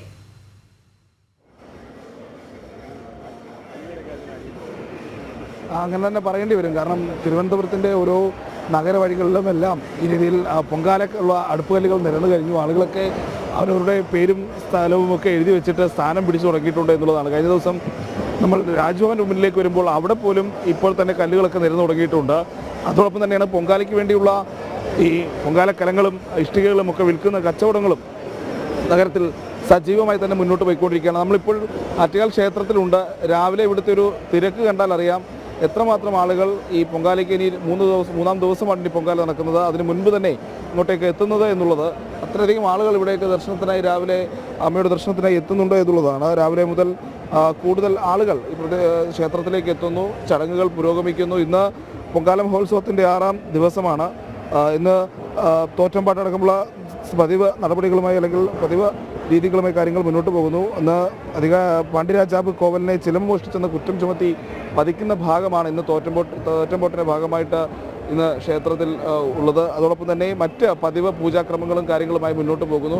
പൊങ്കാലയ്ക്ക് വേണ്ടിയുള്ള സുരക്ഷാ ക്രമീകരണങ്ങളും മറ്റ് മുന്നൊരുക്കങ്ങളും ഒക്കെ അന്തിമഘട്ടത്തിലാണ് എന്നുള്ളതാണ് വിവിധ സർക്കാർ വകുപ്പുകൾ അറിയിക്കുന്നത്. നഗരത്തിൽ പലയിടത്തായി സുരക്ഷാ പരിശോധനകളും അതോടൊപ്പം തന്നെ ഈ ലഹരി മരുന്ന് ഉപയോഗത്തിനും തുടങ്ങിയിട്ടുള്ള കാര്യങ്ങൾക്കൊക്കെ കർശനമായ പരിശോധന, അത്തരം കാര്യങ്ങളൊക്കെ ഈ പൊങ്കാല ദിവസങ്ങളിൽ ഉണ്ടാകുന്നത് അനിഷ്ട സംഭവങ്ങൾ ഉണ്ടാകുന്നത് ഒഴിവാക്കാൻ വേണ്ടിയുള്ള പരിശോധനകളും കാര്യങ്ങളുമായിട്ടൊക്കെ മുന്നോട്ട് പോകുന്നു. ഫയർഫോഴ്സ് അടക്കമുള്ള സംവിധാനങ്ങൾ എല്ലായിടങ്ങളിലും സുരക്ഷാ സാഹചര്യങ്ങളൊക്കെ വിലയിരുത്തുന്നുണ്ട്. മറ്റ് ഒരു വിഷയങ്ങൾ ഉണ്ടാകാതിരിക്കാനുള്ള രീതിയിലുള്ള കാര്യങ്ങളൊക്കെ നിലനിർത്തുന്നു. ആറ്റുകാൽ പൊങ്കാലയ്ക്കായി ഏതാണ്ട് 32ഓളം പാർക്കിംഗ് ഗ്രൗണ്ടുകൾ ഇപ്പോൾ തിരുവനന്തപുരം നഗരത്തിൽ ഒരുക്കിയിട്ടുണ്ട് എന്നുള്ളതാണ് അധികൃതർ അറിയിക്കുന്നത്. ഇവിടെയെല്ലാം ഈ പൊങ്കാലയ്ക്ക് എത്തുന്ന വാഹനങ്ങൾ പാർക്ക് ചെയ്യാനുള്ള സൗകര്യങ്ങളുണ്ടാകും. അതോടൊപ്പം KSRTCയുടെ പ്രത്യേക സർവീസുകളും പൊങ്കാല ദിവസങ്ങളുണ്ടാകും. ഈ പാർക്കിംഗ് ഗ്രൗണ്ടുകളുടെ കാര്യം പറയുമ്പോൾ എല്ലാ പൊങ്കാലയ്ക്കും അതൊരു പ്രധാനപ്പെട്ട വിഷയമായി തന്നെ ചർച്ചയാവാറുള്ളതാണ്. പ്രത്യേകിച്ച് ഇത്രയധികം ലക്ഷക്കണക്കിന് സ്ത്രീകൾ ഒരുമിച്ചെത്തുന്നതാണ്. പലയിടത്തുനിന്നും സ്ത്രീകൾ കൂട്ടമായി വാഹനങ്ങളിലൊക്കെ ഈ പൊങ്കാലയ്ക്ക് തിരുവനന്തപുരത്തേക്ക് എത്തുന്ന സാഹചര്യമുണ്ട്. അപ്പോൾ പൊങ്കാലയ്ക്ക് വരുന്ന വാഹനങ്ങൾ പാർക്ക് ചെയ്യുന്നതിനുള്ള സ്ഥലപരിമിതി പലപ്പോഴും അത് ചർച്ചയാകാറുണ്ട്. അങ്ങനെ ഇത്തവണ കൂടുതൽ സ്കൂൾ കോമ്പൗണ്ടുകളടക്കം പാർക്കിങ്ങിന് ഉപയോഗിച്ചാണ് ക്രമീകരണം നടത്തിയിരിക്കുന്നത്. ഇത് QR കോഡ് സ്കാൻ ചെയ്ത് പാർക്കിങ്ങിനുള്ള സ്ഥലവും റൂട്ട് മാപ്പും ഒക്കെ ലഭിക്കുന്ന രീതിയിൽ ഇപ്പോൾ ഈ സംവിധാനം ഒരുക്കിയിട്ടുണ്ടെന്നുള്ളതാണ് ട്രാഫിക് പോലീസ് അടക്കമുള്ളവർ അറിയിക്കുന്നത്.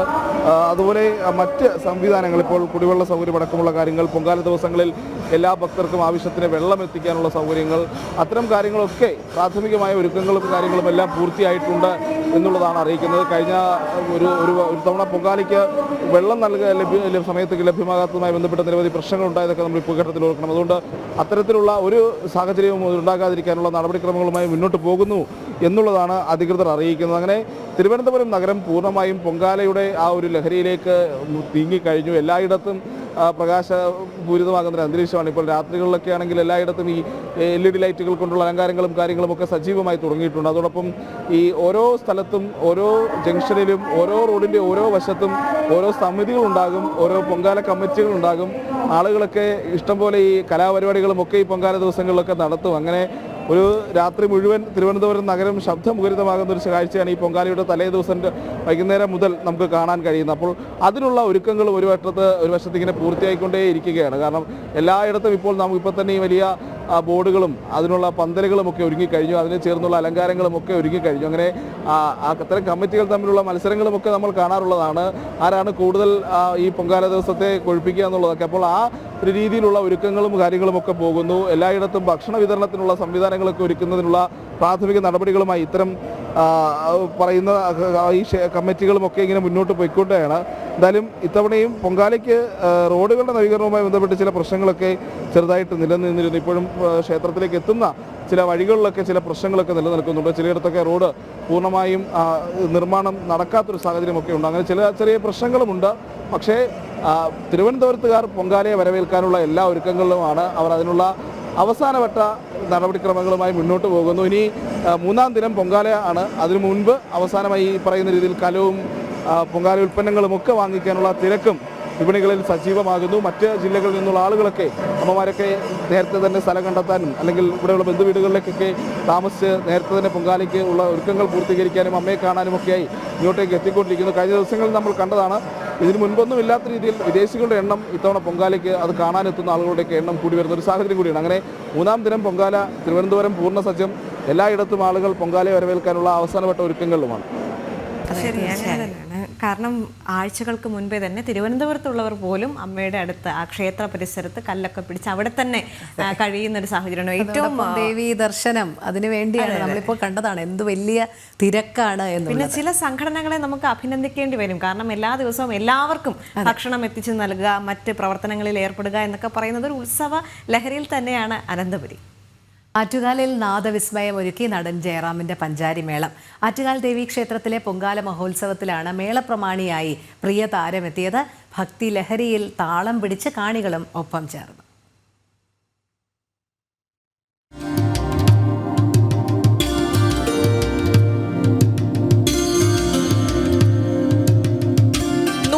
വാദ്യമേളക്കാർക്ക് മേളപ്രമാണിയായി മലയാളത്തിന്റെ പ്രിയ നടൻ ജയറാം.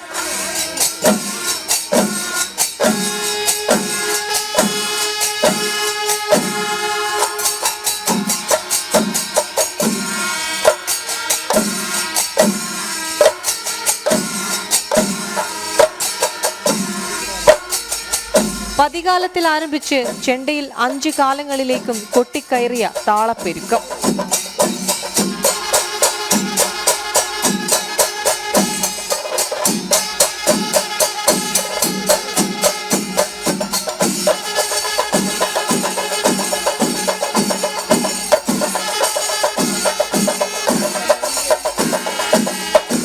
മണിക്കൂർ ആറ്റുകാലമ്മയുടെ തിരുനടയിൽ അസുര താളത്തിന്റെ മഹാപ്രവാഹം.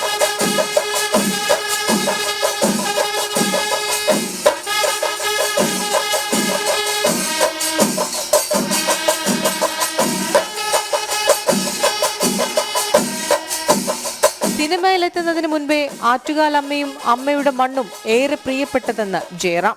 തൃശ്ശൂർ പൂരം കണ്ടറിയണം കൊണ്ടറിയണം എന്ന് പറയുന്ന പോലെ ആറ്റുകാൽ പൊങ്കാല കൊണ്ടറിയണം. ഈ 10 ദിവസങ്ങൾ ഈ ആറ്റുകാൽ ക്ഷേത്രത്തിൻ്റെ നടയിൽ നിന്ന് ഇത് കണ്ടറിഞ്ഞ വ്യക്തിയാണ് ഞാൻ പറയുന്ന സിനിമയിൽ എത്തുന്നതിന് മുമ്പൊക്കെ ഞാൻ ഈ മണൽപ്പരപ്പിലൂടെ ഒരുപാട് നടന്നിട്ടുണ്ട്. ചോറ്റാനിക്കര സത്യന്മാരാർ, ആനിക്കാട് കൃഷ്ണകുമാർ എന്നിവരാണ് ജയറാമിന് അകമ്പടിയായത്.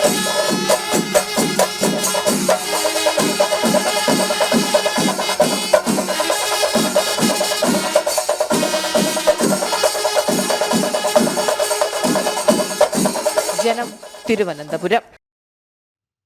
ആറ്റുകാലിൽ നാദവിസ്മയമൊരുക്കി നടൻ ജയറാമിന്റെ പഞ്ചാരിമേളം, അതാണ് നമ്മൾ കണ്ടത്. മറ്റു വാർത്തകളിലേക്ക് കൂടി എത്തുമ്പോൾ, മഹാകുംഭമേളയിൽ പങ്കെടുത്തവരുടെ കേരളത്തിൽ നിന്നുള്ള ആദ്യ സംഗമം കണ്ണൂരിൽ നടന്നു. മഹാകുംഭ സത്സംഗ് സമിതിയുടെ നേതൃത്വത്തിലാണ് പരിപാടി സംഘടിപ്പിച്ചത്. ബ്രഹ്മശ്രീ കൊമ്പംകുളം വിഷ്ണു സോമയാജിപ്പാട് ഭദ്രദീപം കൊളുത്തി ഉദ്ഘാടനം നിർവഹിച്ചു. ചടങ്ങിൽ ചെയർമാൻ KN രാധാകൃഷ്ണൻ മാസ്റ്റർ അധ്യക്ഷത വഹിച്ചു. അഴീക്കോട് ശാന്തിമഠം മഠാധിപതി സ്വാമി ആത്മചൈതന്യ, ചീമേനി അവധൂതാശ്രമം മഠാധിപതി സാധു വിനോദ് എന്നിവർ അനുഗ്രഹ പ്രഭാഷണം നടത്തി. രാഘവപുരം സഭായോഗം president Sreekanth Bhattathiripad, retired deputy collector Raveendranath Cheleri, Kaithapram Vasudevan Namboothiri, retired ജില്ലാ women's welfare officer Surya Sujan എന്നിവർ സംസാരിച്ചു.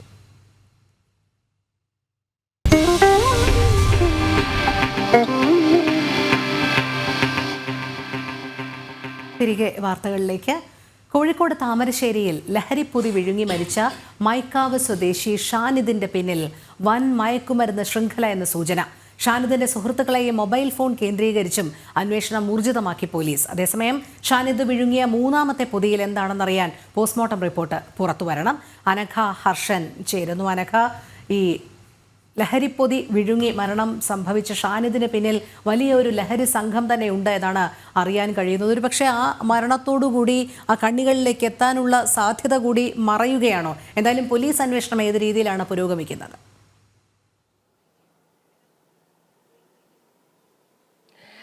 ഈ ലഹരി പൊതി വിഴുങ്ങിയതിനെ തുടർന്ന് മരണപ്പെട്ട ഷാനിദ് ഷാനിദിന് പിന്നിൽ ലഹരി മാഫിയയുടെ ഒരു വലിയ സംഘം ഉണ്ട് എന്ന നിഗമനത്തിലാണ് അന്വേഷണ സംഘം. അതുകൊണ്ട് തന്നെയാണ് ഈ ഷാനിദിന്റെ മൊബൈൽ ഫോൺ കേന്ദ്രീകരിച്ചും കഴിഞ്ഞ മാസങ്ങൾക്കിടയിൽ ഷാനിദ് സഞ്ചരിച്ച സ്ഥലങ്ങളിലെ കുറിച്ചും മാത്രമല്ല ഷാനിദുമായി ബന്ധപ്പെടുന്ന സുഹൃത്തുക്കളെ കുറിച്ചും ഒക്കെ തന്നെ അന്വേഷണം വ്യാപിപ്പിക്കാനുള്ള ഒരു നീക്കം അന്വേഷണ സംഘത്തിന്റെ ഭാഗത്ത് നിന്ന് ഉണ്ടാകുന്നത്. മാത്രമല്ല, ഈ ഷാനിദിനെ സംബന്ധിച്ച് കഴിഞ്ഞ ഈ 2 വർഷം വിദേശത്തായിരുന്ന ഷാനിദ് നാട്ടിലെത്തുകയും പിന്നീട് ഇത്തരത്തിൽ ലഹരി മാഫിയ അല്ലെങ്കിൽ ലഹരി കടത്തും സംഘവുമായി ഷാനിദിന് ബന്ധമുണ്ടാവുകയും അങ്ങനെയാണ് ഷാനിദ് ഈ ലഹരി കടത്തിലേക്കൊക്കെ തന്നെ എത്തിപ്പെടുന്നത്. മാത്രമല്ല, ഷാനിദിനെ സംബന്ധിച്ച് ഈ വീട്ടുകാർക്കും ഇത്തരത്തിൽ ഒരു ലഹരി ഉപയോഗിക്കുന്ന ആളാണ് ഷാനിദ് എന്ന് അറിയാൻ പോലും സാധിച്ചിട്ടില്ല എന്നതാണ്. ഈ ഷാനിദിന്റെ മുത്തശ്ശി പറയുന്നതനുസരിച്ചാണെങ്കിൽ ഏറെ വൈകിയാണ് ഷാനിദ് വീട്ടിൽ വരാറ്. അത് മാത്രമാണ് ഉണ്ടായിരുന്നത്. ഇത്തരത്തിൽ കൊച്ചുമകൻ ലഹരി ഉപയോഗിക്കുന്നതോ അല്ലെങ്കിൽ മറ്റു കാര്യങ്ങളൊന്നും തന്നെ വീട്ടിനകത്ത് വെച്ചൊന്നും ശ്രദ്ധയിൽപ്പെട്ടിട്ടില്ല, അങ്ങനെ ഉണ്ടായിട്ടില്ല എന്നതടക്കമുള്ള കാര്യങ്ങളാണ് പറയുന്നത്. മാത്രമല്ല, ഈ കേസുമായി ബന്ധപ്പെട്ട് ഷാനിദിന്റെ നാട്ടുകാർക്കും ഏറെ നിർണായകമായ ചില കാര്യങ്ങൾ പറയാനുണ്ട്. ഷാനിദ് ഈ പ്രദേശത്തുള്ള വീടിനോട് ചേർന്നിട്ടുള്ള ആളുകളുമായിട്ടൊക്കെ തന്നെ അത്ര വലിയ അടുപ്പം ബന്ധം വെച്ച് പുലർത്താത്ത ആളായിരുന്നു. പക്ഷെ പലപ്പോഴും ഷാനിദിനെ തേടി ഈ വീട്ടിലേക്ക് നാട്ടുകാർക്കൊന്നും തന്നെ ഒട്ടും പരിചയമില്ലാത്ത പലരും ഈ ഷാനിദിനെ തേടി വീട്ടിലേക്ക് എത്താറുണ്ടായിരുന്നു എന്നും ഈ നാട്ടുകാർ പറയുന്നുണ്ട്. അങ്ങനെ നോക്കുമ്പോൾ ഈ ഷാനിദ് മാത്രമല്ല ഷാനിദ് ഈ ഗൾഫിൽ നിന്ന് നാട്ടിലേക്ക് എത്തിയ സമയം മുതൽ തന്നെ ഇത്തരത്തിൽ ലഹരിയും ഉപയോഗിക്കുന്നതും ലഹരി വിൽപ്പന നടത്തുകയും ഒക്കെ ചെയ്യുന്നുണ്ട് എന്നാണ് നാട്ടുകാരടക്കം പറയുന്നത്. അങ്ങനെയെങ്കിൽ ഷാനിദിന്റെ പിന്നിലുള്ള ആ വലിയ കണ്ണി അത് കണ്ടെത്താനുള്ള ഒരു നീക്കമാണ് നിലവിലിപ്പോൾ അന്വേഷണ സംഘത്തിന്റെ ഭാഗത്ത് നിന്ന് ഉണ്ടാകുന്നത്. ഒരു പക്ഷേ താൻ ഏതെങ്കിലും രീതിയിൽ ഈ പോലീസിന്റെ കയ്യിൽ അകപ്പെടുകയാണെങ്കിൽ തന്നിലൂടെ മറ്റു വിവരങ്ങളൊന്നും തന്നെ ഈ പോലീസിനോ മറ്റും അറിയരുത് അല്ലെങ്കിൽ ലഭിക്കരുത് ഉള്ളത് കൊണ്ട് കൂടിയായിരിക്കാം ഷാനിദ ലഹരി പൊതി വിഴുങ്ങുന്ന ഒരു സാഹചര്യം ഉണ്ടായത്. കാരണം ഈ പോലീസ് കോഴിക്കോട് സംബന്ധിച്ച് പോലീസ് നിരവധി 2 ദിവസം കൂടുമ്പോൾ ഇത്തരത്തിൽ ലഹരി പിടിക്കുകയും ലഹരിയിൽ ഉൾപ്പെട്ട ആളുകളെ കസ്റ്റഡിയിൽ എടുക്കുകയും ഒക്കെ ചെയ്യുന്ന സാഹചര്യമുണ്ട്. പക്ഷെ അവരൊന്നും തന്നെ ഈ രീതിയിലേക്കുള്ള നീക്കം ഉണ്ടായിട്ടില്ല. അതുകൊണ്ട് തന്നെയാണ് പോലീസിന് ഈ കേസുമായി ബന്ധപ്പെട്ട് ഇങ്ങനെ ഒരു സംശയം ഉണ്ടായിരിക്കുന്നത്. എന്തായാലും ഈ ഷാനിദിന്റെ പിന്നിൽ ആരാണുള്ളത്, അതിന് പിന്നിൽ പ്രവർത്തിക്കുന്ന ലഹരി സംഘം, അതിലേക്ക് അന്വേഷണം നീളാനും അവരെ കണ്ടെത്താനുമുള്ള ഒരു ശ്രമമാണ് ഈ കേസുമായി ബന്ധപ്പെട്ട് ഇപ്പോൾ അന്വേഷണ സംഘത്തിന്റെ ഭാഗത്ത് നിന്ന് ഉണ്ടാകുന്നത്. അനഘ, നമുക്കറിയാം പലപ്പോഴും ഈ ലഹരി കേസുകളിൽ യഥാർത്ഥ കണ്ണികളിലേക്ക് എത്താൻ അന്വേഷണ ഉദ്യോഗസ്ഥർക്ക് കഴിയുന്നില്ല എന്നുള്ളത് തന്നെയാണ് യാഥാർത്ഥ്യം.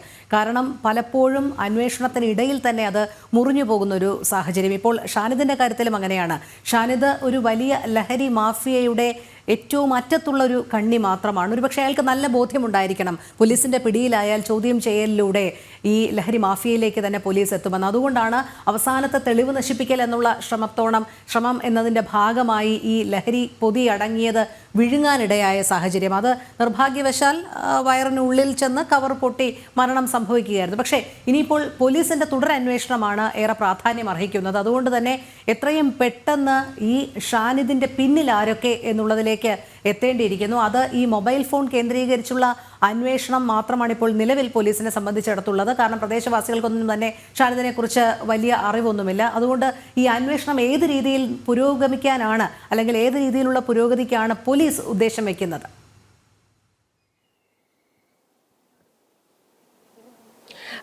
നിലവിൽ ഈ ഷാനിദുമായി ബന്ധപ്പെടുന്ന ഷാനിദിന്റെ ഫോൺ കേന്ദ്രീകരിച്ച് തന്നെയാണ് അന്വേഷണം മുന്നോട്ട് പോകാനുള്ള സാധ്യത. കാരണം കഴിഞ്ഞ ഈ മാസങ്ങളിലടക്കം ഷാനിദ് ഏറ്റവും അധികം വിളിച്ച അല്ലെങ്കിൽ ഷാനിദുമായി ഏറ്റവും അധികം സംസാരിച്ചിട്ടുള്ള ആളുകളെയൊക്കെ കേന്ദ്രീകരിച്ചാണ് എന്തായാലും അന്വേഷണം പോവുക. അതായത് ഈ ഷാനിദിന്റെ ഫോൺ കേന്ദ്രീകരിച്ച് തന്നെയായിരിക്കും അന്വേഷണം മുന്നോട്ട് പോവുക.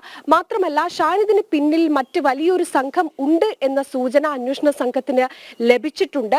ആ തെളിവ് നശിപ്പിക്കലിന്റെ ഭാഗമായി കൂടിയാകാം ഷാനിദ് ഇത്തരത്തിൽ ലഹരിപ്പൊതി വിഴുങ്ങി തന്നിലൂടെ എല്ലാം ലഹരിപ്പൊതി വിഴുങ്ങാനുള്ളൊരു നീക്കം പോലും ഷാനിദിന്റെ ഭാഗത്ത് നിന്ന് ഉണ്ടായിട്ടുള്ളത് എന്നാണ്. മറ്റൊന്ന്, ഈ ഷാനിദിന് അധികം സുഹൃത്തുക്കളോ ഈ നാട്ടിൽ ഷാനിദിന് അധികം സുഹൃത്തുക്കളോ മറ്റു കാര്യങ്ങളോ ഒന്നും തന്നെ ഇല്ല എന്നതാണ്. ഈ ഷാനിദിനെ തേടി ഈ ഷാനിദിന്റെ ഈ വീട്ടിലേക്ക് അടക്കം വരുന്നവരെ കേന്ദ്രീകരിച്ചും അങ്ങനെ ആരൊക്കെയാണ് വന്നിരിക്കുന്നത് എന്നടക്കമുള്ള കാര്യങ്ങളൊക്കെ അന്വേഷണ സംഘം പരിശോധിക്കാനുള്ള സാധ്യതയുണ്ട്. അതായത് ഈ നാട്ടുകാർക്ക് പറയാനുള്ള കാര്യങ്ങൾ കൂടി അന്വേഷണ സംഘം മുഖവിലയ്ക്ക് എടുക്കും. അതുകൂടെ പരിഗണിച്ചുകൊണ്ടായിരിക്കും എന്തായാലും ഇനി മുന്നോട്ടുള്ള അന്വേഷണം ഉണ്ടാവുക. മാത്രമല്ല ഈ ഷാനിദ് അന്ന് 3 പൊതിയാണ് വിഴുങ്ങിയത്. അത് ഇന്നലെ നടന്ന ഷാനിദിന്റെ പ്രാഥമിക പോസ്റ്റ്മോർട്ടം റിപ്പോർട്ടിൽ പറയുന്നത് അമിതമായ അളവിൽ ശരീരത്തിൽ ലഹരി എത്തിയതാണ് മരണകാരണം എന്നാണ്. പക്ഷേ ഈ 2 പൊതിയിൽ കഞ്ചാവ് ആണ് എന്ന് കണ്ടെത്തിയിട്ടുണ്ട്. പക്ഷെ അതിൽ 3ാമത്തെ പൊതി അതിൽ എന്താണ് എന്ന് കണ്ടെത്താൻ സാധിച്ചിട്ടില്ല. അതിന് കൃത്യമായ ഈ പോസ്റ്റ്മോർട്ടം റിപ്പോർട്ട് വരും ദിവസങ്ങൾ എത്രയും പെട്ടെന്ന് ഷാനിദിന്റെ പോസ്റ്റ്മോർട്ടം റിപ്പോർട്ട് വരും എന്നാണ് ഇതുമായി ബന്ധപ്പെട്ട ഉദ്യോഗസ്ഥരും പറയുന്നത്. എന്തായാലും ഷാനിദിന്റെ ഫോൺ കേന്ദ്രീകരിച്ചും സുഹൃത്തുക്കളെയൊക്കെ കേന്ദ്രീകരിച്ചുമായിരിക്കും ഇനി എന്തായാലും അന്വേഷണം മുന്നോട്ട് പോകുക. പക്ഷെ നമുക്ക് എല്ലായ്പ്പോഴും അറിയാം ഇത്തരത്തിലുള്ള ലഹരി കടത്ത് അല്ലെങ്കിൽ ലഹരി വിൽപ്പന സംഘത്തിലെയൊക്കെ ഏറ്റവും ചെറിയ കണ്ണി ആണ് പലപ്പോഴും പിടിക്കപ്പെടുക. പക്ഷെ അന്വേഷണവും ആ ചെറിയ കണ്ണിയിൽ തന്നെ അവസാനിക്കുന്ന ഒരു സാഹചര്യം ഉണ്ട്. ലഹരി കടത്തുമായി ബന്ധപ്പെട്ട് പിന്നിൽ പ്രവർത്തിക്കുന്ന ആ വലിയ മാഫിയയിലേക്ക് എത്താൻ ഒരു ഘട്ടത്തിൽ പോലും അന്വേഷണ സംഘത്തിന് കഴിയുന്നില്ല എന്നതാണ്. അത് ഈ കേസിൽ ആവർത്തിക്കുമോ എന്ന് കണ്ടറിയേണ്ടി വരും.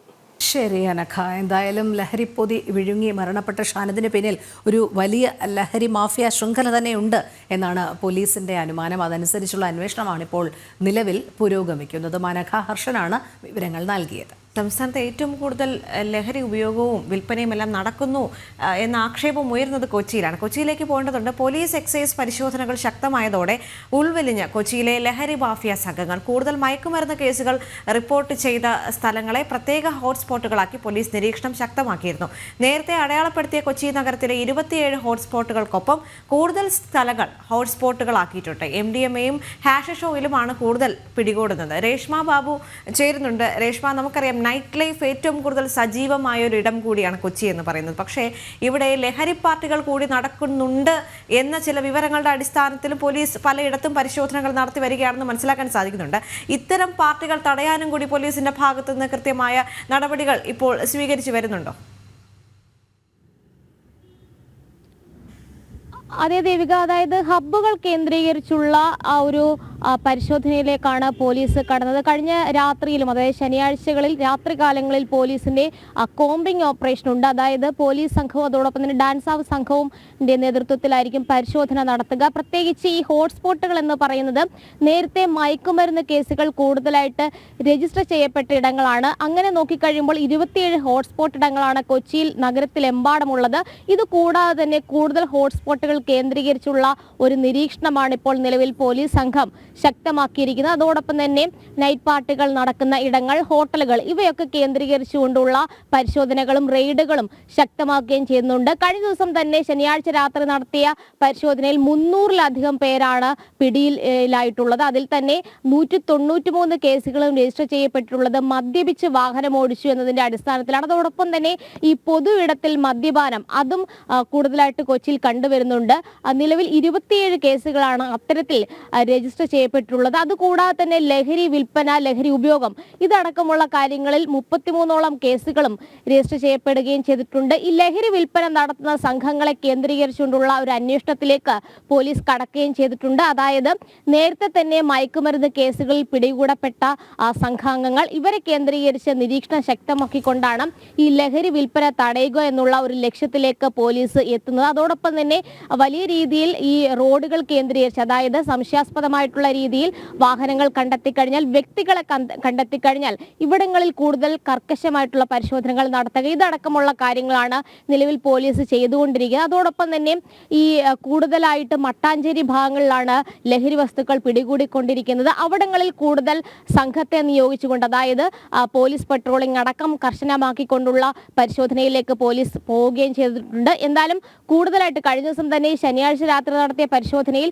2.5 കിലോഗ്രാം കഞ്ചാവുമായിട്ടൊരു യുവാവിനെ പിടികൂടിയിരുന്നു. അതോടൊപ്പം തന്നെ ഈ നിർത്തിയിട്ട കാറിനുള്ളിൽ ലഹരി വിൽപ്പന, ലഹരി ഉപയോഗം ഇതടക്കമുള്ള കാര്യങ്ങൾ ഈ മറൈൻ ഡ്രൈവിലടക്കം പോലീസ് കണ്ടെത്തുകയും ചെയ്തിരുന്നു. 300-ലധികം, ഏകദേശം 550-ലധികം പോലീസ് ഉദ്യോഗസ്ഥരുടെ നേതൃത്വത്തിലാണ് കൊച്ചിയിൽ ശനിയാഴ്ച രാത്രികാലങ്ങളിൽ പരിശോധന നടത്തുന്നത്. എന്തായാലും ലഹരി മുക്തമാക്കുക എന്നുള്ള ലക്ഷ്യത്തിന്റെ അടിസ്ഥാനത്തിലാണ് കൊച്ചി സിറ്റി പോലീസ് ഇത്തരത്തിലുള്ളൊരു കർമ്മ പദ്ധതിയിലേക്ക് പോകുന്നത്. അതോടൊപ്പം തന്നെ നിരീക്ഷണം എമ്പാടും ശക്തമാക്കുകയും ചെയ്തിട്ടുണ്ട്. അത് ഏറ്റവും പ്രധാനമായിട്ട് കാണേണ്ടത് പോലീസിന്റെ ഡാൻസ് ഓഫ് സംഘത്തിന്റെയും പരിശോധന കർക്കശമാക്കിയതോടുകൂടി ലഹരി സംഘങ്ങൾ ഒരു ഉൾവലിഞ്ഞ മട്ട് തന്നെയാണ്. അതായത് പ്രഥമമായിട്ടുള്ള അല്ലെങ്കിൽ പ്രത്യക്ഷത്തിൽ ഈ ലഹരി വിൽപ്പനയോ അല്ലെങ്കിൽ മറ്റ് ലഹരി ഉപയോഗമോ കൊണ്ടുവരാത്ത രീതിയിലുള്ള ഒരു ഉൾവലിയിലാണ് ഈ സംഘങ്ങളുടെ ഭാഗത്തുനിന്ന് ഉണ്ടാകുന്നത്. പക്ഷേ ഈ ഹോട്ട്സ്പോട്ടുകൾ കേന്ദ്രീകരിച്ചുകൊണ്ട് കൂടുതൽ നിരീക്ഷണം ശക്തമാക്കി ഇവരെ പിടികൂടാമെന്നുള്ള ഒരു ലക്ഷ്യം അല്ലെങ്കിൽ അത്തരമൊരു അനുമാനമാണ് പോലീസ് സംഘത്തിനുള്ളത്. വരും ദിവസങ്ങളിൽ കൂടുതൽ പരിശോധന ശക്തമാക്കുകയും ചെയ്യും. ദേവിക. ശരി രേഷ്മ. എന്തായാലും ഈ സംസ്ഥാനത്തെ ലഹരി വ്യാപനത്തിൽ ഗവർണർ രാജേന്ദ്ര അർലേക്കറുടെ ഇടപെടൽ ഉണ്ടായിരിക്കുകയാണ്. DGPയോട് റിപ്പോർട്ട് തേടിയിട്ടുണ്ട്. ലഹരി തടയാനുള്ള ആക്ഷൻ പ്ലാൻ നൽകാനും നിർദ്ദേശം. ക്യാമ്പസുകളിലെ ലഹരി മരുന്ന് ഭീഷണിയെ നേരിടുന്നത് ചർച്ച ചെയ്യാൻ VC-മാരുടെ യോഗവും ഗവർണർ വിളിച്ചിട്ടുണ്ട്. ശാലിനി ചേരുന്നു ഇതിന്റെ വിവരങ്ങളുമായി. ശാലിനി, നമുക്കറിയാം സംസ്ഥാനത്തെ ലഹരി വ്യാപനം വലിയ രീതിയിൽ തന്നെയാണ്. ഇതിൽ ഗവർണർ ഇടപെട്ടിരിക്കുകയാണ് എന്നുള്ളതാണ്. ഏതു രീതിയിലുള്ള ഇടപെടലാണ് അദ്ദേഹം നടത്തിയിരിക്കുന്നത്?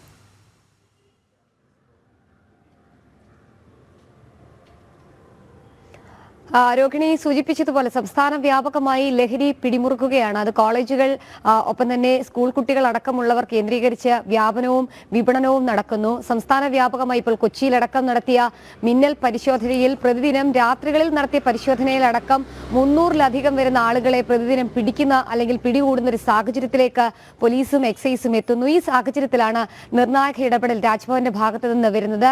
ഗവർണർ രാജേന്ദ്ര വിശ്വനാഥ് അർലേക്കർ വിഷയത്തിൽ DGPയോട് വിശദീകരണം തേടിയിരിക്കുകയാണ്. ഉടനടി വിഷയത്തിൽ റിപ്പോർട്ട് നൽകണം, എന്തൊക്കെ തരത്തിലുള്ള നടപടികൾ സംസ്ഥാന പോലീസ് മേധാവി സ്വീകരിച്ചു എന്നതടക്കമുള്ള കാര്യങ്ങൾ ഈ റിപ്പോർട്ടിൽ നൽകണമെന്നുള്ളതാണ് ഗവർണർ അറിയിച്ചിട്ടുള്ളത്. ഒപ്പം തന്നെ നിലവിലെ സാഹചര്യം അടക്കമുള്ള കാര്യങ്ങൾ വിശദീകരിക്കണമെന്നും ഗവർണർ ആവശ്യപ്പെട്ടിട്ടുണ്ട്. ലഹരി തടയാനുള്ള ആക്ഷൻ പ്ലാൻ തയ്യാറാക്കിയിട്ടുണ്ടെങ്കിൽ ആ തയ്യാറാക്കിയ പ്ലാൻ അല്ലെങ്കിൽ തയ്യാറാക്കിയിട്ടില്ല എങ്കിൽ ആ പ്ലാൻ ഉടൻ തന്നെ തയ്യാറാക്കി നൽകണമെന്നുള്ളതാണ് ഗവർണർ ആവശ്യപ്പെട്ടിട്ടുള്ളത്. ഒപ്പം തന്നെ സംസ്ഥാന വ്യാപകമായി മിന്നൽ പരിശോധനകൾ മാത്രം പോരാ, കൃത്യമായ പരിശോധനയും ആക്ഷൻ പ്ലാനും നടത്തി ലഹരിക്കെതിരായിട്ടുള്ള പോരാട്ടം ശക്തമാക്കണമെന്നുള്ളതാണ് ഗവർണർ ഇപ്പോൾ DGPയോട് ആവശ്യപ്പെട്ടിട്ടുള്ളത്.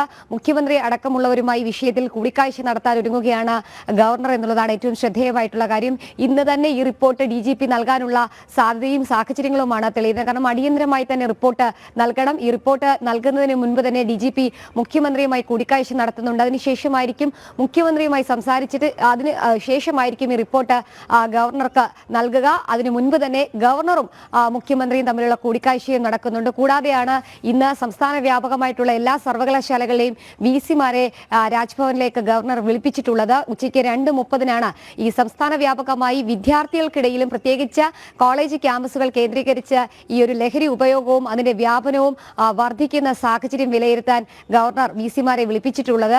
എങ്ങനെ ഈ ലഹരി എന്ന വിപത്ത് ക്യാമ്പസുകളിൽ നിന്ന് ഒഴിവാക്കാം, അതിന് എന്തൊക്കെ തരത്തിലുള്ള നടപടികൾ സ്വീകരിക്കാം, ഒപ്പം തന്നെ ഈ ലഹരി ഉപയോഗിച്ച് കോളേജുകളിലടക്കം വലിയ രീതിയിലുള്ള റാഗിങ്ങും ജൂനിയർ വിദ്യാർത്ഥികളെയും ഒപ്പം തന്നെ സഹപാഠികളെയും മർദ്ദിക്കുകയും കൊലപ്പെടുത്തുകയും ഒക്കെ തന്നെ ചെയ്യുന്ന സാഹചര്യങ്ങൾ വർദ്ധിക്കുന്നുണ്ട്. ഇതടക്കമുള്ള കാര്യങ്ങൾ ഗുരുതരമായി പരിഗണിച്ച് അതിൽ കൃത്യമായ നടപടികളിലേക്ക് കടക്കാനാണ് ഇപ്പോൾ രാജ്ഭവൻ ഒരുങ്ങുന്നത്. അതിന്റെ നിർണായക നടപടിയാണ് ഈ DGPയോടുള്ള റിപ്പോർട്ട് തേടൽ, ഒപ്പം തന്നെ VC-മാരുടെ യോഗം വിളിക്കൽ എന്നുള്ളതാണ് ഏറ്റവും ശ്രദ്ധേയമായിട്ടുള്ള കാര്യം. എന്തായാലും കടുത്ത നടപടികൾ തന്നെയാണ് ഗവർണറുടെ ഭാഗത്തു നിന്നുണ്ടാകുന്നത്. പ്രത്യേകിച്ച് പോലീസ് അടക്കമുള്ളവരുടെ ഭാഗത്ത് നിന്ന് വലിയ രീതിയിലുള്ള വീഴ്ചകൾ ഉണ്ടാകുന്ന സാഹചര്യം, പരിശോധനകൾ വ്യാപകമാക്കാത്ത സാഹചര്യം, ഈ കഞ്ചാവും ഡ്രഗ്സും അടക്കമുള്ളവരെ പിടികൂടി പിന്നീട് വിട്ടയക്കുന്ന പശ്ചാത്തലം, ഇതൊക്കെ മുന്നിൽ കണ്ടുകൊണ്ടും കൃത്യമായ നടപടികളിലേക്ക് കടക്കണമെന്നുള്ളൊരു മുന്നറിയിപ്പ് കൂടിയാണ് രാജ്ഭവനും ഗവർണറും ഈ ഘട്ടത്തിൽ സർക്കാരിന് നൽകുകയും ചെയ്യുന്നത്. രോഹിണി. ശരി ശാലിനി, എന്തായാലും സംസ്ഥാനത്തെ ഈ ലഹരി വ്യാപനത്തിൽ കാര്യക്ഷമമായ ഇടപെടൽ തന്നെയാണ് ഗവർണറുടെ ഭാഗത്തു നിന്നും ഉണ്ടായിരിക്കുന്നത്.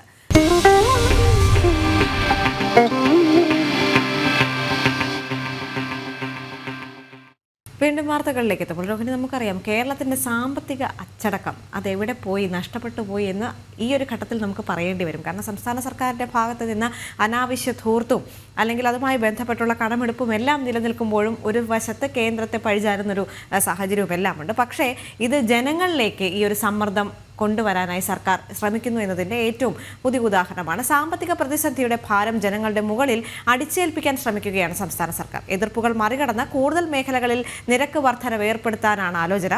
ഭൂനികുതി, കോടതി ഫീസ് വർധനകൾക്ക് ശേഷം ഓൺലൈൻ സേവനങ്ങൾക്ക് ഡിജിറ്റൽ കോസ്റ്റും ഏർപ്പെടുത്തിയിരിക്കുകയാണ്. പ്രജിത്ത് മോഹനൻ ചേരുന്നുണ്ട് വിവരങ്ങളുമായി. പ്രജിത്ത്, എല്ലാ മേഖലകളിലും വില വർധനവ് നടത്തിയിട്ട് പോലും ഒരു സാമ്പത്തിക നേട്ടം കൈവരിക്കാൻ സംസ്ഥാന സർക്കാരിന് ഇതുവരെയും കഴിഞ്ഞിട്ടില്ല എന്നത് മാത്രവുമല്ല, കൂടുതൽ മേഖലകളിലേക്ക് ജനങ്ങളെ ബുദ്ധിമുട്ടിക്കുന്ന തരത്തിലേക്കുള്ള വില വർധനവ് കൂടി വരികയാണല്ലേ? അങ്ങനെ തന്നെയാണ്. ഒരു വശത്ത് കടുത്ത സാമ്പത്തിക പ്രതിസന്ധിയുണ്ട്, മറുവശത്താകട്ടെ അനിയന്ത്രിതമായ ധൂർത്തും നടക്കുന്നു. സംസ്ഥാനത്തിന്റെ സാമ്പത്തിക രംഗം അപകടാവസ്ഥയിൽ നിന്ന് പലവട്ടം മുന്നറിയിപ്പുകൾ നൽകിയിട്ടും അതൊന്നും പരിഗണിക്കാതെ അതിനുള്ള ശാശ്വതമായ പരിഹാര നടപടികളിലേക്ക് പോകാൻ സംസ്ഥാന സർക്കാരിനോ സംസ്ഥാന ധനവകുപ്പിനോ കഴിഞ്ഞിട്ടില്ല. അപ്പോൾ ഇങ്ങനെ തകർന്നറിയുന്ന സംസ്ഥാനത്തിന്റെ സാമ്പത്തിക രംഗത്തിന്റെ ഭാരം മുഴുവൻ അത് സാധാരണ ജനങ്ങളുടെ തലയിലേക്കും മധ്യവർഗത്തിന്റെ തലയിലേക്കും ഒക്കെ ഇടുകയാണ് സർക്കാർ ചെയ്യുന്നത്. വിവിധ സേവനങ്ങളുടെ ഫീസുകളും നികുതി നിരക്കുകളും മറ്റും വർദ്ധിപ്പിക്കുക എന്നുള്ളത് കാര്യം മാത്രമാണ് ഇപ്പോൾ മുന്നോട്ട് പോകാനുള്ള ഒരു വഴിയായി സംസ്ഥാന സർക്കാർ കാണുന്നത് എന്നുള്ളതാണ് യാഥാർത്ഥ്യം എന്ന് പറയുന്നത്. പുതിയ മേഖലകളിൽ നിന്നുള്ള വരുമാനം അത് കണ്ടെത്തുക, അതായത് നിലവിൽ ഇതുവരെ സർക്കാരിന്റെ ഒരു പ്രധാന വരുമാന മാർഗമായിട്ടില്ലാത്ത അല്ലെങ്കിൽ സർക്കാരിന് കാര്യമായ വരുമാനം ലഭിച്ചിട്ടില്ലാത്ത മേഖലകളിൽ നിന്ന് കൂടുതൽ തുക കണ്ടെത്തുക എന്നുള്ളതാണ് സർക്കാർ പുതിയതായി ലക്ഷ്യമിടുന്നത്. ഇപ്പോൾ നമ്മൾ കഴിഞ്ഞ ബജറ്റിലെ കോടതി ഫീസിനങ്ങളിലെ വർധനവൊക്കെ അത്തരത്തിൽ സർക്കാർ പരിഗണിച്ചെടുത്ത്, അതായത് ഇതിനു മുൻപ് അങ്ങനെ വലിയ നിരക്ക് വർധനവിനോ അല്ലെങ്കിൽ കൂടുതൽ ഈ പറയുന്ന രീതിയിൽ വരുമാന സ്രോതസ്സായി സർക്കാർ കണ്ടിട്ടില്ലാത്ത ഒരു മേഖലയായിരുന്നു ഈ കോടതി ഫീസിനങ്ങൾ എന്ന് പറയുന്നത്. അതിന്റെ ഫീസിനങ്ങളിലേക്ക് നിരക്കുകൾ വർദ്ധിക്കുന്നത് നമ്മൾ കഴിഞ്ഞ ബജറ്റിൽ കണ്ടു. അതോടൊപ്പം തന്നെയാണ് 15 വർഷം കഴിഞ്ഞ സ്വകാര്യ വാഹനങ്ങളുടെ നികുതിയിലും ഈ ഭൂനികുതിയിലും ഒക്കെ 50% വർധനവ് കൊണ്ടുവരുന്ന ഒരു സാഹചര്യം സർക്കാർ സൃഷ്ടിച്ചു. ഇലക്ട്രിക് വാഹനങ്ങളുടെ നികുതി വർധനവ്, അതോടെ ഈ സഹകരണ ബാങ്ക് ഖാനുകളുടെയൊക്കെ നിരക്ക് വർധനവും എല്ലാം സർക്കാർ അങ്ങനെ പ്രത്യേകം കണ്ടെത്തിയ പുതിയ സാമ്പത്തിക സ്രോതസ്സുകളാണ്. അങ്ങനെ അവിടെ നിന്നെല്ലാം കൂടുതൽ നിരക്ക് വർധനവ് കഴിഞ്ഞ ബജറ്റിൽ തന്നെ ഏർപ്പെടുത്തിയിരുന്നു. ഇതിന് പിന്നാലെ ആണ് തദ്ദേശ സ്ഥാപനങ്ങളിൽ നിന്നുള്ള ഓൺലൈൻ സേവനങ്ങൾക്കും സർട്ടിഫിക്കറ്റുകൾക്കും ഈ ലൈസൻസുകൾ, കെട്ടിട പെർമിറ്റുകൾ മുതലായിട്ടുള്ളവയ്ക്കൊക്കെ നിലവിലുള്ള ഫീസുകൾക്ക് പുറമെ, ഇത് ഓൺലൈനായി സേവനം നൽകുമ്പോൾ നിലവിലുള്ള ഫീസുകൾക്കും പുറമെ ഡിജിറ്റൽ കോസ്റ്റ് എന്ന പേരിൽ അധിക ഫീസ് ഏർപ്പെടുത്താൻ സർക്കാർ അനുമതി നൽകിയത്. ഈ KSRT വഴിയുള്ള സേവനങ്ങൾക്കാണ് ഇത്തരത്തിൽ അധിക ഫീസ് ഈടാക്കുന്നത്. അങ്ങനെ ആ സേവനങ്ങൾക്കും സർക്കാർ അധിക ഫീസ് ഈടാക്കുമ്പോൾ കൂടുതൽ വരുമാന വർധനവ് മാത്രമാണ് സർക്കാർ ലക്ഷ്യമിടുന്നത്. ഇതിനൊപ്പം തന്നെ മുഖ്യമന്ത്രി കഴിഞ്ഞ CPM സംസ്ഥാന സമ്മേളനത്തിൽ അവതരിപ്പിച്ച നയരേഖയുമായി ബന്ധപ്പെട്ടുള്ള കാര്യങ്ങൾ നമ്മളിവിടെ എടുത്തു വെച്ച് ആലോചിക്കേണ്ടതുണ്ട്. കാരണം കൂടുതൽ മേഖലകളിലേക്ക് സർക്കാർ സമാനമായ രീതിയിൽ നിരക്ക് വർധനവും നികുതി വർധനവും ഒക്കെ കൊണ്ടുവരാൻ ആലോചിക്കുന്നുണ്ട്.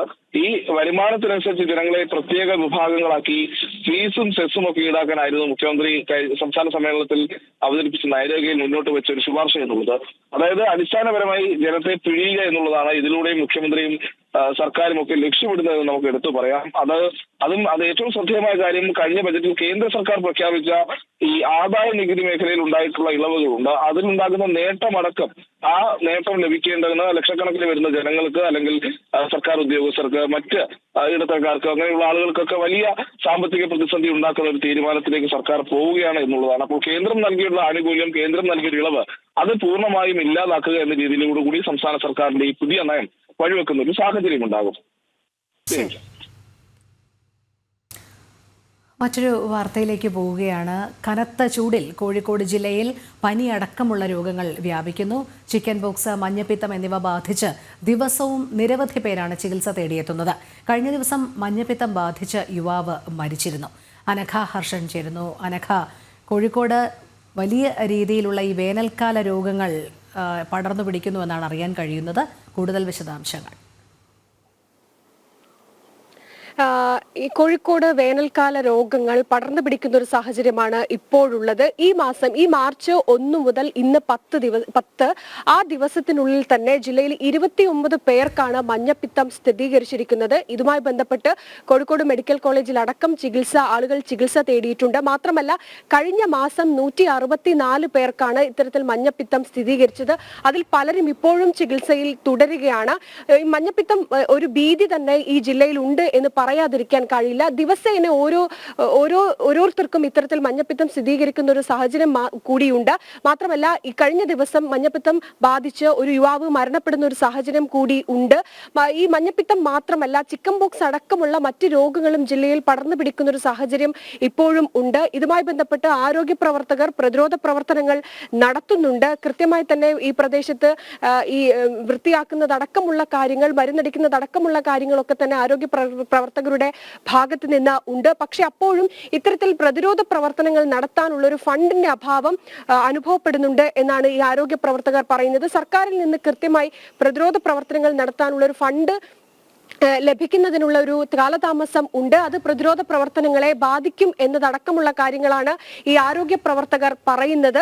മാത്രമല്ല ഈ മഞ്ഞപ്പിത്തം ഈ രീതിയിൽ പടർന്നു പിടിക്കുന്ന ഒരു സാഹചര്യം ഉണ്ടായിട്ട് പോലും അത് തടഞ്ഞു നിർത്താനോ അല്ലെങ്കിൽ അതിന്റെ ഒരു സോഴ്സ് കണ്ടെത്താനോ ഉള്ള ഒരു നീക്കം ആരോഗ്യ പ്രവർത്തകരുടെ ഭാഗത്ത് നിന്ന് പലപ്പോഴും ഉണ്ട്. പക്ഷെ അത് കാര്യക്ഷമമായി നടക്കുന്ന ഒരു സാഹചര്യം ഇല്ല എന്നതാണ്. മാത്രമല്ല ഈ കോഴിക്കോടിനെ സംബന്ധിച്ച് ആളുകളൊക്കെ തന്നെ വലിയ രീതിയിൽ എത്തുന്ന സ്ഥലമാണ് കോഴിക്കോട് ബീച്ച്. ഈ ബീച്ചിൽ ഇപ്പോഴും ഇത്തരത്തിൽ ഉപ്പിലിട്ടതും മറ്റുമൊക്കെ ഈ കോർപ്പറേഷന്റെ കീഴിൽ വിൽപ്പന നടത്തുന്ന നിരവധി ആളുകളുണ്ട്. പക്ഷെ അങ്ങനെയല്ലാതെ ഈ വഴിയോരത്തൊക്കെ തന്നെ കൃത്യമായി ശുചിത്വം പാലിക്കാതെ ഇത്തരത്തിൽ കച്ചവടം നടത്തുന്ന നിരവധി ആളുകളുണ്ട്. എവിടെ നിന്നാണ് ഇത്തരത്തിൽ വെള്ളം കൊണ്ടുവരുന്നത് എന്നടക്കമുള്ള കാര്യങ്ങളൊന്നും തന്നെ അറിയില്ല. അങ്ങനെ കൃത്യമായി അതുകൊണ്ട് തന്നെയാണ് ഈ ജില്ലയിൽ ഇത്തരത്തിൽ മഞ്ഞപ്പിത്തം വ്യാപിപ്പിക്കുന്ന ഒരു സാഹചര്യത്തിൽ ഈ കോഴിക്കോട് ബീച്ച് പരിസരത്തടക്കം ആരോഗ്യ വകുപ്പിന്റെ കൃത്യമായ ഒരു പരിശോധന ഉണ്ടാകും ഉണ്ടാകണമെന്നാണ് പറയുന്നത്. മാത്രമല്ല കൃത്യമായൊരു പരിശോധന നടന്നില്ലെങ്കിൽ ഇത്തരത്തിൽ മഞ്ഞപ്പിത്തം അടക്കമുള്ള കാര്യങ്ങൾ ഇനിയും വ്യാപിക്കാനുള്ളൊരു സാഹചര്യം കൂടി ജില്ലയിലുണ്ട്. എന്തായാലും ജില്ലയിൽ കടുത്ത ചൂട് അനുഭവപ്പെടുന്നുണ്ട്. വേനൽക്കാല രോഗങ്ങൾ പടർന്നു പിടിക്കുന്ന ഒരു സാഹചര്യവും കോഴിക്കോട് ജില്ലയിലുണ്ട്. RSS ജില്ലാ ബൗദ്ധിക് ശിക്ഷൺ പ്രമുഖായിരുന്ന അശ്വനി കുമാർ ബലിദാന ദിനത്തോടനുബന്ധിച്ച് സ്മൃതി മണ്ഡപത്തിൽ പുഷ്പാർച്ചനയും അനുസ്മരണ സാംഘികം നടക്കുകയാണ്. നമുക്ക് തത്സമയത്തിലേക്ക് പോകാം.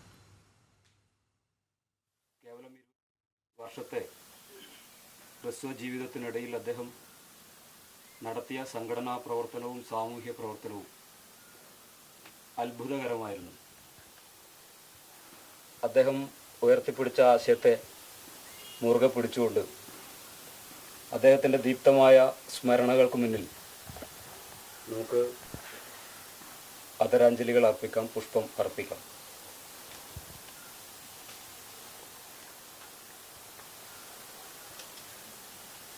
ഓം പൂർണ്ണമദ പൂർണ്ണമിദം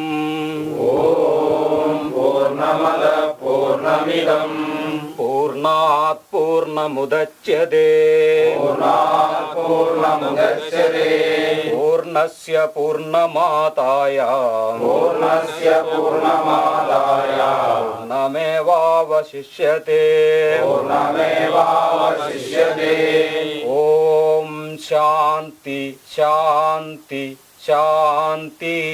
ഓം ശാന്തി ശാന്തി ശാന്തി.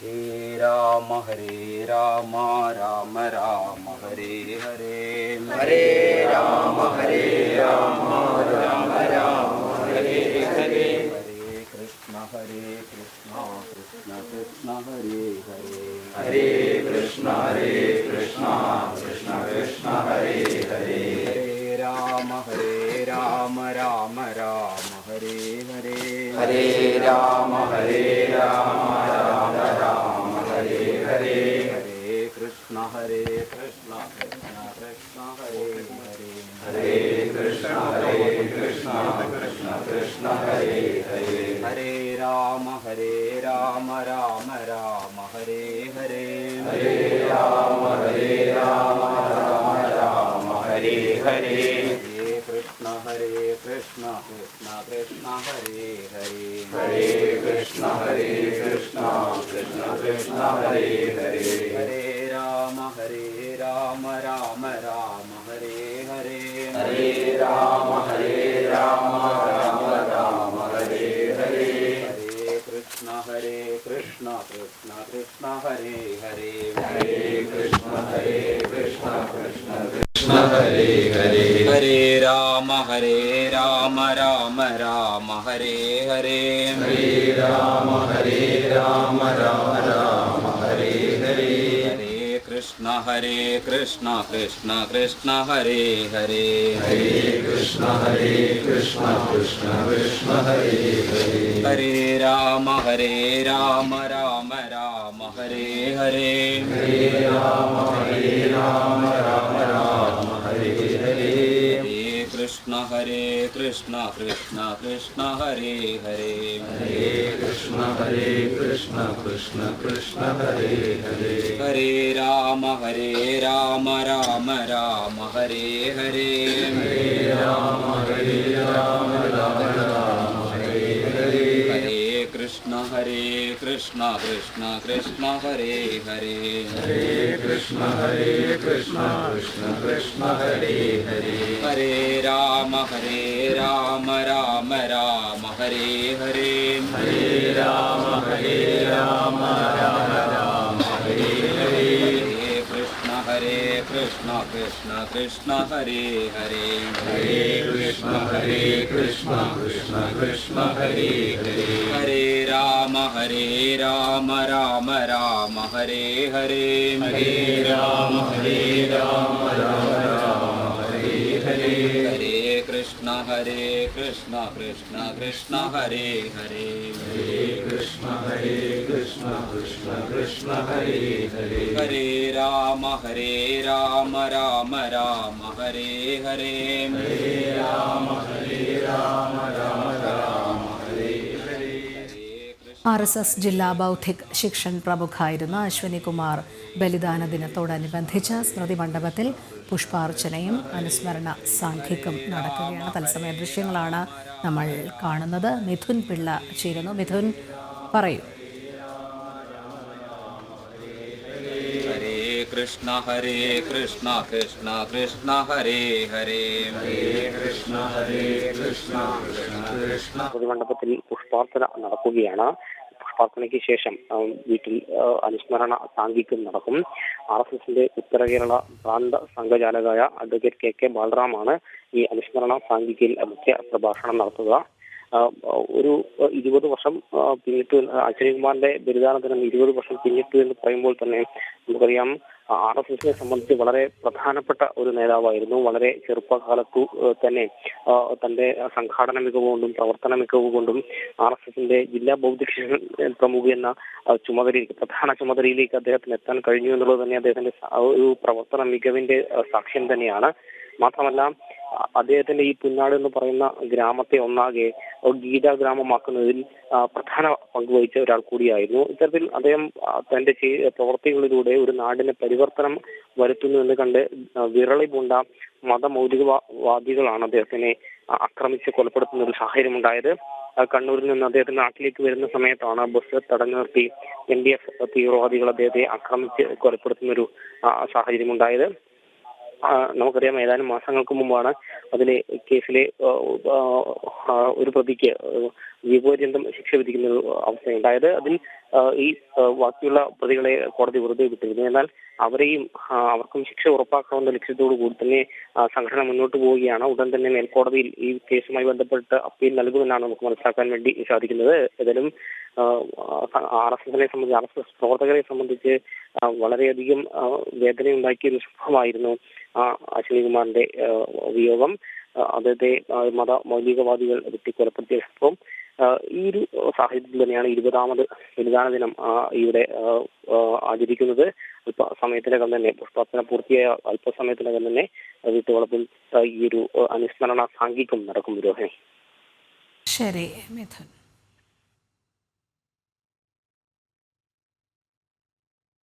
ഇനി ഡൽഹിയിലേക്ക് എത്തുമ്പോൾ പാർലമെന്റിന്റെ ബജറ്റ് സമ്മേളനത്തിന്റെ 2ാം ഘട്ടത്തിന് ഇന്ന് തുടക്കമാകും. വഖഫ് നിയമ ഭേദഗതി ബില്ല് ഈ സമ്മേളന കാലയളവിൽ സഭയിൽ അവതരിപ്പിക്കും. നിയമ ഭേദഗതി പരിശോധിച്ച് സംയുക്ത പാർലമെന്ററി കമ്മിറ്റിയുടെ റിപ്പോർട്ട് നേരത്തെ പാർലമെന്റിൽ സമർപ്പിച്ചിരുന്നു. അതേസമയം മണിപ്പൂർ വഖഫ് വിഷയങ്ങളിൽ പ്രതിഷേധിക്കാനാണ് പ്രതിപക്ഷ നീക്കം. ഗൗതം അനന്തനാരായണൻ ചേരുന്നുണ്ട്. ഗൗതം, വിശദാംശങ്ങൾ.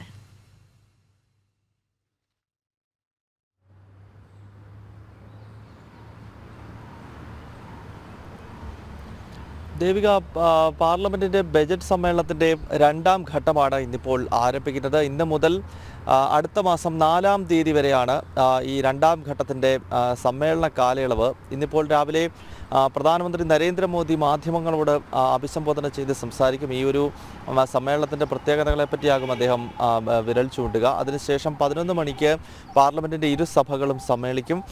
വലിയ ബഹളം, നേരത്തെ സൂചിപ്പിച്ചതുപോലെ വിവിധ വിഷയങ്ങൾ ഉയർത്തിപ്പിടിച്ചുകൊണ്ട് ബഹളം വയ്ക്കാനുള്ളൊരു സാധ്യതയുണ്ട്. പ്രതിപക്ഷ പാർട്ടികൾ അതിനായുള്ള നീക്കങ്ങൾ നടത്തുന്നു. എന്തായാലും ഈ 2ാം ഘട്ടത്തിൽ ഏവരും ഉറ്റുനോക്കുന്നത് വഖഫ് ഭേദഗതി ബില്ലുമായി ബന്ധപ്പെട്ടാണ്. കാരണം കഴിഞ്ഞ ബജറ്റ് സമ്മേളനത്തിൻ്റെ ആദ്യഘട്ടത്തിൽ തന്നെ ഈ JPC ലോക്സഭയിലും രാജ്യസഭയിലും വഖഫ് ഭേദഗതി ബില്ലുമായി ബന്ധപ്പെട്ട് ഉള്ള റിപ്പോർട്ട് വെച്ചിരുന്നു. അതിനാൽ സ്വാഭാവികമായും ഇരുസഭകളിലും റിപ്പോർട്ട് വെച്ച പശ്ചാത്തലത്തിൽ ഈ സമ്മേളന കാലയളവിൽ ഒരുപക്ഷെ വഖഫ് ഭേദഗതി ബില്ല് കേന്ദ്ര സർക്കാർ അവതരിപ്പിക്കും എന്നത് തന്നെയാണ് സൂചന. അങ്ങനെയെങ്കിൽ സ്വാഭാവികമായും ചരിത്ര പ്രാധാന്യമുള്ള ഒരു സമ്മേളന കാലയളവാകും കടന്നു പോകുന്നത് എന്ന കാര്യത്തിൽ യാതൊരു സംശയവുമില്ല. എന്തായാലും ഇന്നിപ്പോൾ ഒരു ഇടവേളയ്ക്ക് ശേഷം ബജറ്റ് സമ്മേളനത്തിന്റെ 2ാം ഘട്ടം തുടങ്ങുന്നു. രാവിലെ 11-ന് ലോക്സഭയും രാജ്യസഭയും സമ്മേളിക്കും. ദേവിക. ശരി, പാർലമെന്റിന്റെ ബജറ്റ് സമ്മേളനത്തിന് രണ്ടാം ഘട്ടത്തിന് ഇന്ന് തുടക്കമാവുകയാണ്. വഖഫ് നിയമ ഭേദഗതി ബിൽ ഈ സമ്മേളന കാലയളവിൽ സഭയിൽ അവതരിപ്പിക്കും. നിയമ ഭേദഗതി പരിശോധിച്ച സംയുക്ത പാർലമെന്ററി കമ്മിറ്റിയുടെ റിപ്പോർട്ട് നേരത്തെ പാർലമെന്റിൽ സമർപ്പിച്ചിരുന്നു. അതേസമയം മണിപ്പൂർ വഖഫ് വിഷയങ്ങളിൽ പ്രതിഷേധിക്കാനാണ് പ്രതിപക്ഷത്തിന്റെ നീക്കം. ഡൽഹിയിൽ നിന്ന് ചേർന്നത് ഗൗതം അനന്തനാരായണൻ. മറ്റൊരു വാർത്തയിലേക്ക്. സിറിയയിലെ ആഭ്യന്തര കലാപത്തിന് ഉത്തരവാദികളായവർക്കെതിരെ കർശന നടപടിയുണ്ടാകുമെന്ന് താൽക്കാലിക പ്രസിഡന്റ് അഹമ്മദ് അൽ ഷാറ. ആരും നിയമത്തിന് മുകളിലല്ലെന്നും അഹമ്മദ് അൽ ഷാറ മുന്നറിയിപ്പ് നൽകി. 830 സാധാരണക്കാർ ആക്രമണത്തിൽ കൊല്ലപ്പെട്ടു എന്നാണ് അന്താരാഷ്ട്ര മനുഷ്യാവകാശ സംഘടനകൾ പറയുന്നത്. നിരവധി സൈനികരും കൊല്ലപ്പെട്ടിട്ടുണ്ട്. വിവരങ്ങളുമായി ഐസൻ ജോസ് ചേരുന്നു. ഐസൻ, കൂടുതൽ വിശദാംശങ്ങൾ. രോഹിണി, തീർച്ചയായും ആഭ്യന്തര കലാപം കുറെ കൂടി രൂക്ഷമാവുകയാണ്. ദിനംതോറും അവിടെ കലാപം രൂക്ഷമായി മാറുന്നൊരു റിപ്പോർട്ടുകളാണ് സിറിയയിൽ നിന്ന് പുറത്തു വരുന്നത്. നമുക്കറിയാവുന്നതാണ്, സിറിയയിൽ ബഷാർ അൽ അസദിനെ പുറത്താക്കിയതിന് ശേഷം ഒരു താൽക്കാലിക സംവിധാനം എന്ന നിലയിൽ, അല്ലെങ്കിൽ നേരത്തെ ഉണ്ടായിരുന്ന തെഹ്രീർ അൽ-ഷം എന്ന് പറയുന്ന ആ ഭീകര സംഘടന ഒരു ജനാധിപത്യ സംവിധാനത്തിലേക്ക് മാറാമെന്നും കൃത്യമായ വ്യവസ്ഥാപിതമായ സർക്കാർ ഉണ്ടാക്കാമെന്ന ഒരു നിലപാട് അറിയിക്കുകയും ചെയ്തതിൻ്റെ അടിസ്ഥാനത്തിൽ പ്രസിഡന്റായി തുടരുന്ന അഹമ്മദ് അൽ ഷാറയുടെ നേതൃത്വത്തിലാണ് ഇപ്പോൾ ഭരണം നടക്കുന്നത്. ഈ ഭരണം നടക്കുന്ന സംവിധാനങ്ങളുടെ, അതായത് നിലവിലെ സൈനിക സർക്കാർ സംവിധാനങ്ങളുടെയും ലോകം പല അന്താരാഷ്ട്ര തലത്തിലും അംഗീകരിക്കപ്പെട്ട ഈ സൈനിക സംവിധാനങ്ങൾ ഉൾപ്പെടെ നിയന്ത്രിക്കുന്ന ഒരു താൽക്കാലിക സർക്കാരിൻ്റെ നീക്കങ്ങൾക്കെതിരെയാണ് ഇപ്പോൾ കലാപം പൊട്ടിപ്പുറപ്പെട്ടിരിക്കുന്നത്. നേരത്തെ ഏതാണ്ട് ഒരാഴ്ചയോളമായി ഇത്തരത്തിൽ ഈ പ്രശ്നങ്ങൾ നിലനിൽക്കുന്നുണ്ട്. അതായത് ലറ്റാക്കിയയിലും അതുപോലെ തന്നെ ടാർട്ടസിലും, അതായത് ഈ തീരപ്രദേശങ്ങളിലെല്ലാം തന്നെ ഈ ബഷാർ അൽ അസദിൻ്റെ അനുയായികളുടെ വലിയൊരു സ്വാധീനമുള്ള മേഖലകളാണ്. ആ മേഖലകളിലാണ് ഇപ്പോൾ കലാപം വളരെ വലിയ തോതിൽ ഉണ്ടായത്. അവിടെ നിന്നാണ് ഇത് പൊട്ടിപ്പുറപ്പെടുകയും ചെയ്തത്. 830ഓളം പേർ മരിച്ചു എന്നാണ് ബ്രിട്ടൻ ആസ്ഥാനമായ ഒരു അന്താരാഷ്ട്ര മനുഷ്യാവകാശ കമ്മീഷനുടെ മനുഷ്യാവകാശ സംഘടനയുടെ ആധികാരികമായ ഒരു കണക്കുകൾ പുറത്തു വന്നിരിക്കുന്നത്. നിലവിലെ സാഹചര്യത്തിൽ മനുഷ്യാവകാശ സംഘടന പറയുന്ന കണക്കുകളിൽ ചില പൊരുത്തക്കേടുകളുണ്ട് എന്ന സൂചനകൾ പുറത്തു വരുന്നുണ്ടെങ്കിലും 800-ലേറെ പേർ മരിച്ചിട്ടുണ്ട് എന്ന് തന്നെയാണ് മനസ്സിലാക്കാൻ സാധിക്കുന്നത്. അതുകൊണ്ട് തന്നെ സിവിലിയൻസിനെ ആക്രമിക്കുന്ന, അല്ലെങ്കിൽ സാധാരണ മനുഷ്യരെ ആക്രമിക്കുന്നതിനെ കണക്ക് പറയേണ്ടി വരും, അല്ലെങ്കിൽ അത് ഉത്തരവാദിത്തപ്പെട്ടവർ അതിന് മറുപടി പറയേണ്ടി വരും, അതിന് കൃത്യമായ നടപടി ഉണ്ടാകുമെന്നും വളരെ കൃത്യമായി അഹമ്മദ് അൽ ഷാറ വ്യക്തമാക്കിയിരിക്കുകയാണ്. മാത്രമല്ല, വളരെ കൃത്യമായി അദ്ദേഹം പറയുന്നത് ഈ നിയമത്തിന് മുകളിലല്ല ആരും എന്ന ഒരു വ്യവസ്ഥ ഉണ്ട്, അത് തിരിച്ചറിയണമെന്നും അത് സിവിലിയൻസിന് നേരെയുള്ള ആക്രമണത്തെ വിട്ടുവീഴ്ചയില്ലാത്ത നടപടികൾക്ക് വിധേയമാക്കുമെന്നും അദ്ദേഹം പറയുന്നുണ്ട്. തീർച്ചയായും നമുക്കറിയാവുന്നതാണ്, ഈ പ്രശ്നം അത് രൂക്ഷമായി വരാൻ ഉള്ള ഒരു കാരണം ഡിസംബർ അവസാനത്തോടെയാണ് ബഷാർ അൽ അസദിനെ പുറത്താക്കുകയും അദ്ദേഹം മോസ്കോയിലേക്ക് രാഷ്ട്രീയ അഭയം തേടി പോവുകയും എല്ലാം ചെയ്തത്. ഇതിന് പിന്നാലെ വീണ്ടും ഈ സർക്കാർ സംവിധാനങ്ങൾ പുറത്തു വരികയും അത് ലോകം അംഗീകരിക്കുകയും, അതായത് പല രാജ്യങ്ങളും അത് ആ രാജ്യവുമായി, അല്ലെങ്കിൽ സിറിയയുടെ താൽക്കാലിക സംവിധാനങ്ങളുമായി നയതന്ത്ര ബന്ധം പോലും ആരംഭിച്ചൊരു സാഹചര്യമുണ്ട്. ഈ ഒരു പശ്ചാത്തലത്തിൽ കൂടിയാണ് ഇപ്പോൾ വലിയൊരു കലാപങ്ങൾ ഉണ്ടായിരിക്കുന്നത്. എന്നാൽ അന്താരാഷ്ട്ര സമൂഹം ഇക്കാര്യത്തിൽ കാര്യമായൊരു ഇടപെടൽ ഇതുവരെ നടത്തിയിട്ടില്ല എന്നതാണ് ഏറ്റവും ശ്രദ്ധേയമായത്. ഇനിയുള്ള ദിവസങ്ങളിൽ ആ പ്രത്യേകതയായിരിക്കും, അല്ലെങ്കിൽ അതുതന്നെയായിരിക്കും ഗൗരവത്തോടെ ചർച്ച ചെയ്യുക എന്നാണ് ഇപ്പോൾ പ്രതീക്ഷിക്കുകയും ചെയ്യുന്നത്. രോഹിണി. ശരി, ഐസൺ ജൂസാണ് വിവരങ്ങൾ നൽകിയത്. മുഖ്യമന്ത്രി പിണറായി വിജയനും CPM നേതാക്കളും ഇന്ന് ഡൽഹിയിലെത്തും. നാളെയും മറ്റന്നാളുമായി ഡൽഹിയിൽ ചേരുന്ന CPM PB യോഗത്തിൽ പങ്കെടുക്കാനാണ് എത്തുന്നത്. കേരള ഗവർണർ രാജേന്ദ്ര വിശ്വനാഥ് ഹർലേക്കർ നാളെ കേരളത്തിൽ നിന്നുള്ള MP-മാർക്ക് വിരുന്ന് നൽകും. ഗൗതം അനന്തനാരായണൻ തുടരുന്നുണ്ട് ഡൽഹിയിൽ നിന്നും. ഗൗതം, ഈ നേതാക്കന്മാരുടെ സംഘം എപ്പോഴാണ് ഡൽഹിയിലെത്തുന്നത്? മറ്റ് വിവരങ്ങളും കൂടി.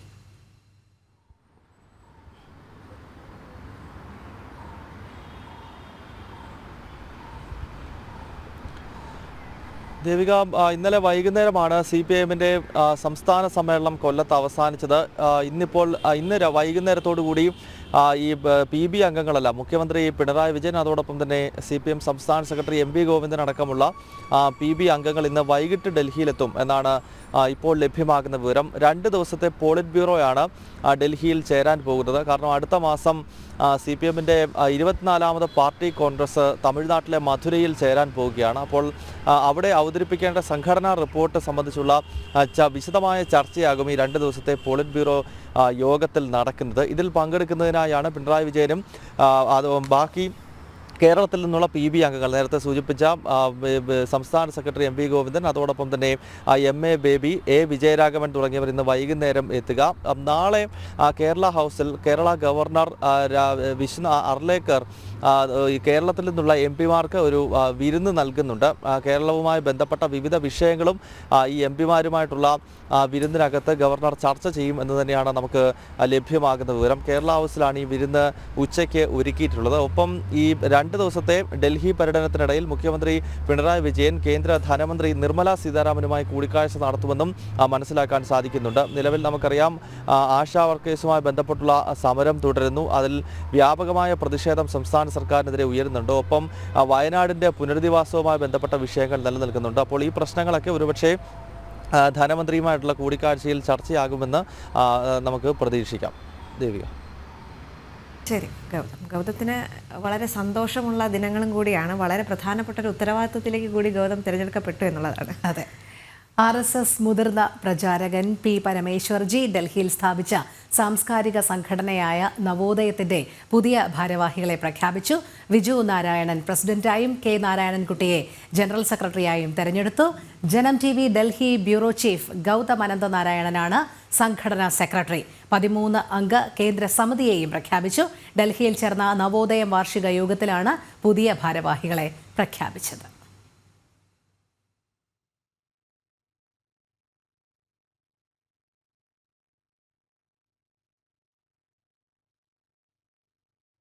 മാർക്ക് കാർണി കാനഡയുടെ അടുത്ത പ്രധാനമന്ത്രിയാകും. ലിബറൽ പാർട്ടി നേതൃസ്ഥാനത്തേക്ക് നടന്ന തെരഞ്ഞെടുപ്പിൽ 85% വോട്ട് നേടിയാണ് അദ്ദേഹം വിജയിച്ചത്. ജനുവരിയിൽ ജസ്റ്റിൻ ട്രൂഡോ രാജിവെച്ച ഒഴിവിലേക്കാണ് തെരഞ്ഞെടുപ്പ് നടന്നത്. ഐസൻ ജോസ് തുടരുന്നുണ്ട് ഇന്റർനാഷണൽ ഡെസ്കിൽ നിന്ന്. ഐസൻ, വളരെ നിർണായകമായ ഒരു ഘട്ടത്തിലാണ് മാർക്ക് കാർണിയെ അടുത്ത കനേഡിയൻ പ്രധാനമന്ത്രിയായി തിരഞ്ഞെടുക്കുന്നത്. കാരണം അമേരിക്കയുമായി അത്ര സ്വരച്ചേർച്ചയിലല്ല കാനഡ എന്നൊരു ഘട്ടമാണല്ലോ ഇത്. തീർച്ചയായും ദേവിക, അതുതന്നെയാണ് മാർക്ക് കാർണി നേരിടുന്ന ഏറ്റവും വലിയ വെല്ലുവിളി എന്നതാണ് യാഥാർത്ഥ്യം. അമേരിക്കയുമായുള്ള ആ ഒരു പ്രശ്നം, അതായത് 25% താരിഫ് ഏർപ്പെടുത്തിയിരിക്കുന്നു. അത് ഏത് രീതിയിലാണ് അത് നടപ്പാക്കപ്പെടുക എന്നത് സംബന്ധിച്ചുള്ള ചില ആശയക്കുഴപ്പങ്ങൾ നിലനിൽക്കുന്നുണ്ടെങ്കിലും താരിഫ് നടപ്പായിരിക്കുന്നു എന്നതൊരു യാഥാർത്ഥ്യം തന്നെയാണ്. അത്തരത്തിൽ നിരവധിയായ പ്രശ്നങ്ങളുണ്ട്. അതുപോലെ തന്നെ ട്രംപിൻ്റെ വലിയൊരു വെല്ലുവിളി അല്ലെങ്കിൽ വലിയൊരു നിലപാട് അദ്ദേഹം തുടർച്ചയായി മുന്നോട്ട് വെച്ചുകൊണ്ടിരിക്കുന്നത് കാനഡ അമേരിക്കയുടെ 51ാമത് സ്റ്റേറ്റ് ആകണമെന്നൊരു മുന്നറിയിപ്പാണ്, അല്ലെങ്കിൽ ഒരു നിലപാടാണ്. അത്തരത്തിലുള്ള വിഷയങ്ങളെല്ലാം തന്നെ വലിയ ചർച്ചയായി കാനഡയിൽ നിലനിൽക്കുന്ന ഒരു പശ്ചാത്തലത്തിൽ കൂടിയാണ് ഇദ്ദേഹം ഇപ്പോൾ പ്രധാനമന്ത്രിയായി സ്ഥാനമേൽക്കുന്നത്. നമുക്കറിയാവുന്നതാണ്, ഇന്നലെ നടന്ന തെരഞ്ഞെടുപ്പിൽ 55.9, കൃത്യമായി പറഞ്ഞാൽ 56% വോട്ട് നേടിയാണ് അദ്ദേഹം വിജയിച്ചിരിക്കുന്നത്. കാനഡയുടെ ലിബറൽ പാർട്ടിയുടെ നേതൃസ്ഥാനത്തേക്കും അതുപോലെ തന്നെ സ്വാഭാവികമായും പ്രധാനമന്ത്രി സ്ഥാനത്തേക്കും അദ്ദേഹം തിരഞ്ഞെടുക്കപ്പെട്ടിരിക്കുകയാണ്. നേരത്തെ നമുക്കറിയാവുന്നതാണ്, ആഭ്യന്തരമായ പല പ്രശ്നങ്ങളും പാർട്ടിയിലുണ്ടായിരുന്നു. അതുപോലെ തന്നെ പാർട്ടിക്ക് പിന്തുണ നൽകുന്ന പല രാഷ്ട്രീയ പാർട്ടികളും നമുക്കറിയാവുന്നതാണ്. ന്യൂ ഡെമോക്രാറ്റിക് പാർട്ടി എന്നൊക്കെ പറയുന്ന ഖാലിസ്ഥാൻവാദികളുടെ പിന്തുണയോടെ പ്രവർത്തിക്കുന്ന ഒരു പാർട്ടിയൊക്കെ ജസ്റ്റിൻ ട്രൂഡോയ്ക്ക് പിന്തുണ നൽകിയിരുന്ന ഒരു സാഹചര്യമുണ്ടായിരുന്നു. ആ പിന്തുണയൊക്കെ പിൻവലിക്കപ്പെടുകയും ഒരു വലിയ അസന്നിഗ്ധാവസ്ഥ അവിടെ രൂപപ്പെടുകയും ചെയ്തതിൻ്റെ പശ്ചാത്തലത്തിലാണ് ജസ്റ്റിൻ ട്രൂഡോ രാജിവെക്കുന്ന ഒരു സാഹചര്യമുണ്ടായത്. അദ്ദേഹത്തിൻ്റെ രാജി നടന്നതിന് ശേഷം മറ്റൊരു സംവിധാനം വരുന്നത് വരെ അദ്ദേഹം താൽക്കാലികമായി അല്ലെങ്കിൽ ഒരു ഇൻറ്ററിം പ്രധാനമന്ത്രിയായി അവിടെ തുടരുകയായിരുന്നു. അതിനുശേഷമാണ് ഇപ്പോൾ ഈ തെരഞ്ഞെടുപ്പ് നടന്നിരിക്കുന്നത്. വൈകാതെ തന്നെ ഗവർണർ ജനറലിൻ്റെ നോട്ടിഫിക്കേഷൻ വരുന്നതിനോടനുബന്ധിച്ച് അദ്ദേഹം മാർക്ക് കാർണി പ്രധാനമന്ത്രിയായി ചുമതലയേൽക്കുമെന്നാണ് ഏറ്റവും പുതിയ വിവരം നമുക്ക് ലഭ്യമാകുന്നത്. മറ്റൊരു സുപ്രധാനമായ വെല്ലുവിളി അദ്ദേഹം നേരിടേണ്ടത് ലിബറൽ പാർട്ടിയെ ഒക്ടോബർ 20 നടക്കുന്ന പൊതു തെരഞ്ഞെടുപ്പിൽ നയിക്കുക എന്നൊരു വലിയ ഉത്തരവാദിത്വം കൂടി അദ്ദേഹത്തിനുണ്ട്. ആ ഉത്തരവാദിത്വത്തിൻ്റെ കൂടി ഭാഗമായുള്ള നീക്കങ്ങളാണ് അദ്ദേഹത്തിൻ്റെ ഭാഗത്തു നിന്ന് ഉണ്ടാവുക എന്നാണ് മനസ്സിലാക്കാൻ സാധിക്കുന്നത്. പാർട്ടിയിൽ അദ്ദേഹത്തിന് പൂർണ്ണ പിന്തുണ ലഭ്യമായിട്ടുണ്ട് എങ്കിൽ കൂടി ആ പാർട്ടിയുടെ നിലപാടുകളും പാർട്ടിയെ പിന്തുണയ്ക്കുന്ന മറ്റ് പാർട്ടികളുടെ ന്യൂ ഡെമോക്രാറ്റിക് പാർട്ടി, അതായത് ഈ ഖാലിസ്ഥാൻ പിന്തുണയോടെ പ്രവർത്തിക്കുന്ന പാർട്ടി, അത്തരത്തിലുള്ള അവരുടെ ആഭ്യന്തര പ്രശ്നങ്ങളെല്ലാം തന്നെ ഈ ഒരു മുന്നണി സംവിധാനം പോലെ പ്രവർത്തിച്ച് അടുത്ത തവണ കൂടി ഭരണത്തിലേറുന്നതിനുള്ള നീക്കങ്ങൾ നടത്തുമ്പോൾ എത്ര കണ്ട് അത് പ്രായോഗികമാകുമെന്ന വലിയൊരു വെല്ലുവിളി തന്നെയാണ് നിലനിൽക്കുന്നത്. ഇനി തെരഞ്ഞെടുപ്പിന് മാസങ്ങളുണ്ട്, ആ തെരഞ്ഞെടുപ്പിനുള്ള പ്രചരണമുണ്ട്, നോട്ടിഫിക്കേഷൻ വരേണ്ടതുണ്ട്, അത്തരത്തിലുള്ള നടപടിക്രമങ്ങളിലേക്ക് കാര്യങ്ങൾ പോകേണ്ടതുണ്ട്. ആ ഒരു സാഹചര്യത്തിൽ വലിയൊരു വെല്ലുവിളി അത്തരത്തിലും നേരിടുന്നുണ്ട് എന്നതാണ് യാഥാർത്ഥ്യം. ഇത് തന്നെയായാലും അമേരിക്കയുമായുള്ള ആ പ്രശ്നം ചർച്ച ചെയ്ത് പരിഹരിക്കാനുള്ള സാധ്യതകളുണ്ട് എന്ന് ട്രംപ് തന്നെ വ്യക്തമാക്കിയ സാഹചര്യത്തിൽ ഒരു പക്ഷേ അത് നേരിടുക അല്ലെങ്കിൽ അതിനെ പരിഹരിക്കുക, ആ പ്രശ്നത്തെ കൈകാര്യം ചെയ്യുക എന്നത് തന്നെയായിരിക്കും കാർണിയുടെ ഏറ്റവും പ്രയോറിറ്റിയുള്ള കാര്യമെന്നാണ് മനസ്സിലാക്കാൻ സാധിക്കുന്നത്. എന്ത് തന്നെയായാലും ഇപ്പോൾ പുതിയൊരു സംവിധാനം വരാനിരിക്കുന്നു. ഉടൻ തന്നെ അദ്ദേഹം അധികാരമേൽക്കുമെന്ന സൂചനകളും പുറത്തു വരുന്നുണ്ട്. ശരി, ഇന്ത്യ ചാമ്പ്യന്മാർ.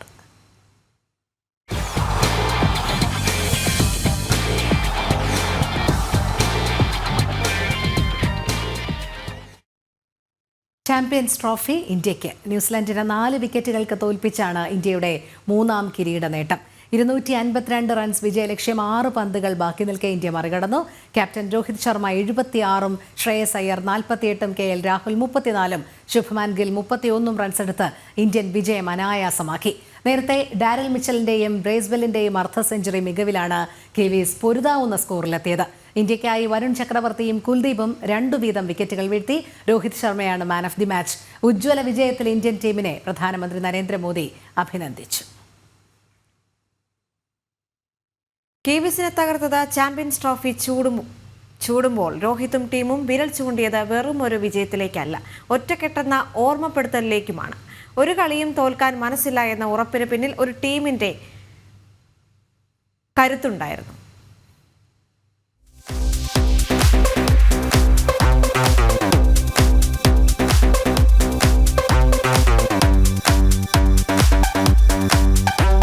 പന്ത്രണ്ട് വർഷത്തെ വറുതിക്കൊടുവിൽ ഏകദിന ക്രിക്കറ്റിൽ ഇന്ത്യയുടെ ആദ്യ കിരീടം. ചാമ്പ്യൻസ് ട്രോഫിയിൽ 3ാം മുത്തം. ഓർത്തു പറയേണ്ട പേരുകളേക്കാൾ ഒരുമിച്ചു പറയേണ്ട വാക്കൊന്നേ ഉള്ളൂ, ഇന്ത്യ. എങ്കിലും പേരെടുത്തു പറയാതെ പറ്റില്ലല്ലോ. നായകവേഷമഴിച്ച് വിരമിച്ചു വീട്ടിലിരിക്കുമെന്ന് കരുതിയോർക്ക് രോഹിത്തിന്റെ വക 2 തരം മറുപടി. അർദ്ധ സെഞ്ചുറിയും ഇവിടെ തന്നെ ഉണ്ടാകുമെന്ന പ്രഖ്യാപനവും. One more thing, I'm not going to retire from this format, just to make sure that no rumors are spread moving forward. കലാശത്തിൽ മങ്ങിയെങ്കിലും പഴയ കോഹ്ലിയെ കണ്ടെന്ന ആഹ്ലാദം. യുവിക്ക് ശേഷം അതേ ഇടം ഭദ്രമാക്കാൻ ശ്രേയസ്സുണ്ടെന്ന ആത്മവിശ്വാസം. കരുതലോടെ ക്ലാസ്സാകാൻ ശുഭ്മാൻ ഗില്ലും ഉചിത നേരത്തുറപ്പാകാൻ രാഹുലും. കൈവന്ന അവസരങ്ങളുടെ അരികു ചേർന്ന് അക്സർ എന്ന ഓൾറൗണ്ടറുടെ പാകപ്പെടൽ. വിമർശനങ്ങളെ മികവിന്റെ ആറ്റിറ്റ്യൂഡിനാൽ മറികടന്ന ഹാർദിക്. ഏറുമൂർച്ചയിൽ എതിരാളിയെ പിന്നോട്ടു വലിച്ച സർ ജഡേജ. ടീമിലേക്കുള്ള വരവ് പോലെ അപ്രതീക്ഷിത പന്തുകളാൽ വിസ്മയിപ്പിച്ച വരുൺ ചക്രവർത്തി. അത്ര പോരെന്ന വിമർശനങ്ങളെ ഇത്ര മതിയോ എന്ന മറുപടി ഫൈനലിലെ കുത്തിത്തിരിയുന്ന പന്തുകൾ കൊണ്ട് കാട്ടിക്കൊടുത്ത കുൽദീപ്. ബുംറയില്ലെന്ന ക്ഷീണം തെല്ലുമില്ലെന്നാവർത്തിച്ച് ഷമിയും ഹർഷിതും. പിന്നെ ഋഷഭും ആർഷ്ദീപും വാഷിംഗ്ടണും. എല്ലാവരുമാണ് ഇന്ത്യ, എല്ലാവരിലുമാണ് ഈ വിജയം. സ്പോർട്സ് ഡെസ്ക്, ജനം. രോഹിത് ശർമ്മയെ കൊണ്ട് എന്തിനു പറ്റുമെന്ന കോൺഗ്രസ് നേതാവ് ഷമാ മുഹമ്മദിന്റെ ചോദ്യത്തിനുള്ള മറുപടി കൂടിയാണ് ചാമ്പ്യൻസ് ട്രോഫിയിലെ ഇന്ത്യയുടെ വിജയവും രോഹിത്തിന്റെ പ്രകടനവും. ക്രിക്കറ്റിന് പറ്റുന്ന ശാരീരിക പ്രകൃതമല്ല രോഹിത്തിൻ്റേതെന്ന് വിമർശിച്ചവർക്ക് മികച്ച പ്രകടനത്തിലൂടെയാണ് അദ്ദേഹം മറുപടി നൽകിയത്. ശ്രുതി പ്രകാശ് തയ്യാറാക്കിയ റിപ്പോർട്ടിലേക്ക്. ക്രിക്കറ്റിന് പറ്റുന്ന ഒതുങ്ങിയ ശരീരപ്രകൃതമല്ല രോഹിത്തിൻ്റെതെന്നായിരുന്നു കോൺഗ്രസ് നേതാവ് ഷമാ മുഹമ്മദ് അടക്കമുള്ള വിമർശകരുടെ ആക്ഷേപം. കളിയാക്കി ചിരിച്ചവർക്കും അധിക്ഷേപിച്ചവർക്കുമുള്ള മറുപടിയായിരുന്നു രോഹിത്തിന്റെ ചാമ്പ്യൻസ് ട്രോഫിയിലെ പ്രകടനം. ലുക്കിലല്ല വർക്കിലാണ് കാര്യമെന്ന് അദ്ദേഹം തെളിയിച്ചു. ചാമ്പ്യൻസ് ട്രോഫി ഫൈനലിൽ 76 റൺസ് നേടിയാണ് രോഹിത് തന്റെ കഴിവ് ഒരിക്കൽ കൂടി തെളിയിച്ചത്. ഇതാണ് ഇന്ത്യയെ കിരീടം ചൂടാൻ സഹായിച്ചത്. ഇന്ത്യ ഓസ്ട്രേലിയ മത്സരം നടക്കുന്നതിന് തൊട്ടു മുൻപായാണ് രോഹിത്തിനെ ഷമ ബോഡി ഷെയ്മിംഗ് നടത്തിയത്. ഇന്ത്യൻ ക്യാപ്റ്റന് ധൈര്യവും ആത്മവിശ്വാസവും ഭാരതീയരായ ആരാധകർ നൽകേണ്ട സമയത്താണ് ഷമ രോഹിത്തിനെ അധിക്ഷേപിച്ചത്. എന്നാൽ ഇത്തരം ആക്ഷേപങ്ങൾ വില പോവില്ലെന്ന് കഴിഞ്ഞ മത്സരത്തിൽ തന്നെ ഹിറ്റ്മാൻ മറുപടി നൽകിയിരുന്നു. ഇതേ ആവർത്തനം തന്നെയാണ് ചാമ്പ്യൻസ് ട്രോഫി ഫൈനലിൽ ആരാധകർ കണ്ടത്. ന്യൂസിലാൻഡിനെ 4 വിക്കറ്റിന് പരാജയപ്പെടുത്തിയായിരുന്നു ഇന്ത്യയുടെയും ടീമിനെ നയിച്ച ക്യാപ്റ്റന്റെയും വിജയം. സ്പോർട്സ് ഡെസ്ക്, ജനം. ചാമ്പ്യൻസ് ട്രോഫി 2025 ഫൈനൽ മത്സരത്തിൽ ശ്രേയസ് അയ്യർക്ക് 2 റൺസിന് അർദ്ധ സെഞ്ചുറി നഷ്ടമായെങ്കിലും ഇന്ത്യ വിജയിച്ചതിന്റെ ആഹ്ലാദത്തിലാണ് താരത്തിന്റെ കുടുംബം. മുംബൈയിൽ തിരിച്ചെത്തിയ ശേഷം കിരീട നേട്ടം ആഘോഷിക്കുമെന്ന് ശ്രേയസ് അയ്യരുടെ അമ്മ രോഹിണി അയ്യരും സഹോദരി ശ്രീഷ അയ്യരും അമ്മായി സ്മിത വെങ്കടേഷും പറഞ്ഞു. ദുബായ് രാജ്യാന്തര ക്രിക്കറ്റ് സ്റ്റേഡിയത്തിൽ ഫൈനൽ കാണാൻ എത്തിയതായിരുന്നു കുടുംബം. വളരെ വളരെ സന്തോഷം. I'm very happy, very proud. We're all very proud. And it feels unreal. I mean we knew that we were going to win, but this was something so good and so nice, and we're very proud of Shreyas. All of us missed his half century, but no problem. I think for us, India won. That is more important than anything else. Definitely Shreyas missed his half century, but I think he's proved himself throughout the series. I'll go back to Mumbai and I'll celebrate. പക്ഷെ അന്ന് പറഞ്ഞ പോലെ തന്നെ ഫാമിലിയുടെ കൂടെ കാണാൻ പറ്റണതും family member ഒരാൾ ആ കപ്പ് ലിഫ്റ്റ് ചെയ്യണതും ഇസ് എ ഗ്രേറ്റ് ഫീലിംഗ്. അതുപോലെ തന്നെ ഇന്ത്യ ജയിച്ചു എന്നുള്ളത് അതിലും വലിയൊരു സന്തോഷമുള്ള കാര്യം. So it's together we all one. Great. Ashwini Kumar ധീര ബലിദാന ദിനത്തോടനുബന്ധിച്ച് RSS ജില്ലാ ബൗദ്ധിക് ഉത്തര കേരള പ്രാന്ത സംഘചാലക് അഡ്വക്കേറ്റ് KK ബൽറാം ഇപ്പോൾ അനുസ്മരണ സാഖ്യത്തിൽ മുഖ്യപ്രഭാഷണം നടത്തുകയാണ്. തത്സമയത്തിലേക്ക്. അനേകം വിദ്യാർത്ഥികളും ചെറുപ്പക്കാരും ഈ പ്രദേശത്ത് സംഘത്തിൻ്റെ ആശയ ആദർശത്തിൻ്റെ പൂർത്തീകരണത്തിന് വേണ്ടി സംഘപ്രവർത്തനത്തിൽ പങ്കുചേരുകയുണ്ടായി. ആ തരത്തിൽ അടിയന്തരാവസ്ഥയ്ക്ക് ശേഷമാണ് അശ്വിനി ജനിച്ചത് തന്നെ 1978 അല്ലേ? പിന്നീട് 77 പിന്നീട് വിദ്യാഭ്യാസ കാലത്ത് തന്നെ ഈ ആശയ ആദർശത്തെ മുറുകെ പിടിച്ചുകൊണ്ട് വിദ്യാർത്ഥികൾക്കിടയിലും അതോടൊപ്പം തന്നെ സമൂഹത്തിലെ മുഴുവൻ ആളുകളുടെ ഇടയിലും താൻ നിലകൊള്ളുന്ന ആശയ ആദർശത്തെ വളരെ ലളിതമായി പ്രചരിപ്പിക്കാൻ അവരെയൊക്കെ ഇതോട് ചേർക്കാനും വേണ്ടി അസാധാരണമായ മികവ് പ്രകടിപ്പിച്ച ഒരു വ്യക്തിത്വമായിരുന്നു. ശരിക്കും പറഞ്ഞാൽ അശ്വിനി ഈ വയസ്സിനിടയിൽ തന്നെ നമ്മളെ ജീനിയസ് എന്ന് വിശേഷിപ്പിക്കുന്നത് വളരെ അപൂർവം പേരെയാണ്. പലർക്കും പല കഴിവുകളുണ്ടാവും. പക്ഷേ സാധാരണ ഈ ഒറിജിനൽ തിങ്കേഴ്സിനെയാണ് നമ്മൾ ജീനിയസ് എന്ന് വിശേഷിപ്പിക്കുന്നത്. ആ തരത്തിൽ സ്വയം കാര്യങ്ങൾ ഗ്രഹിച്ച് നടപ്പിലാക്കാനുള്ള ഒരു കഴിവുണ്ടായിരുന്നു അശ്വിനിക്ക്. പക്ഷെ അതോടൊപ്പം തന്നെ സാധാരണ നിലക്ക് ആ തരത്തിലെ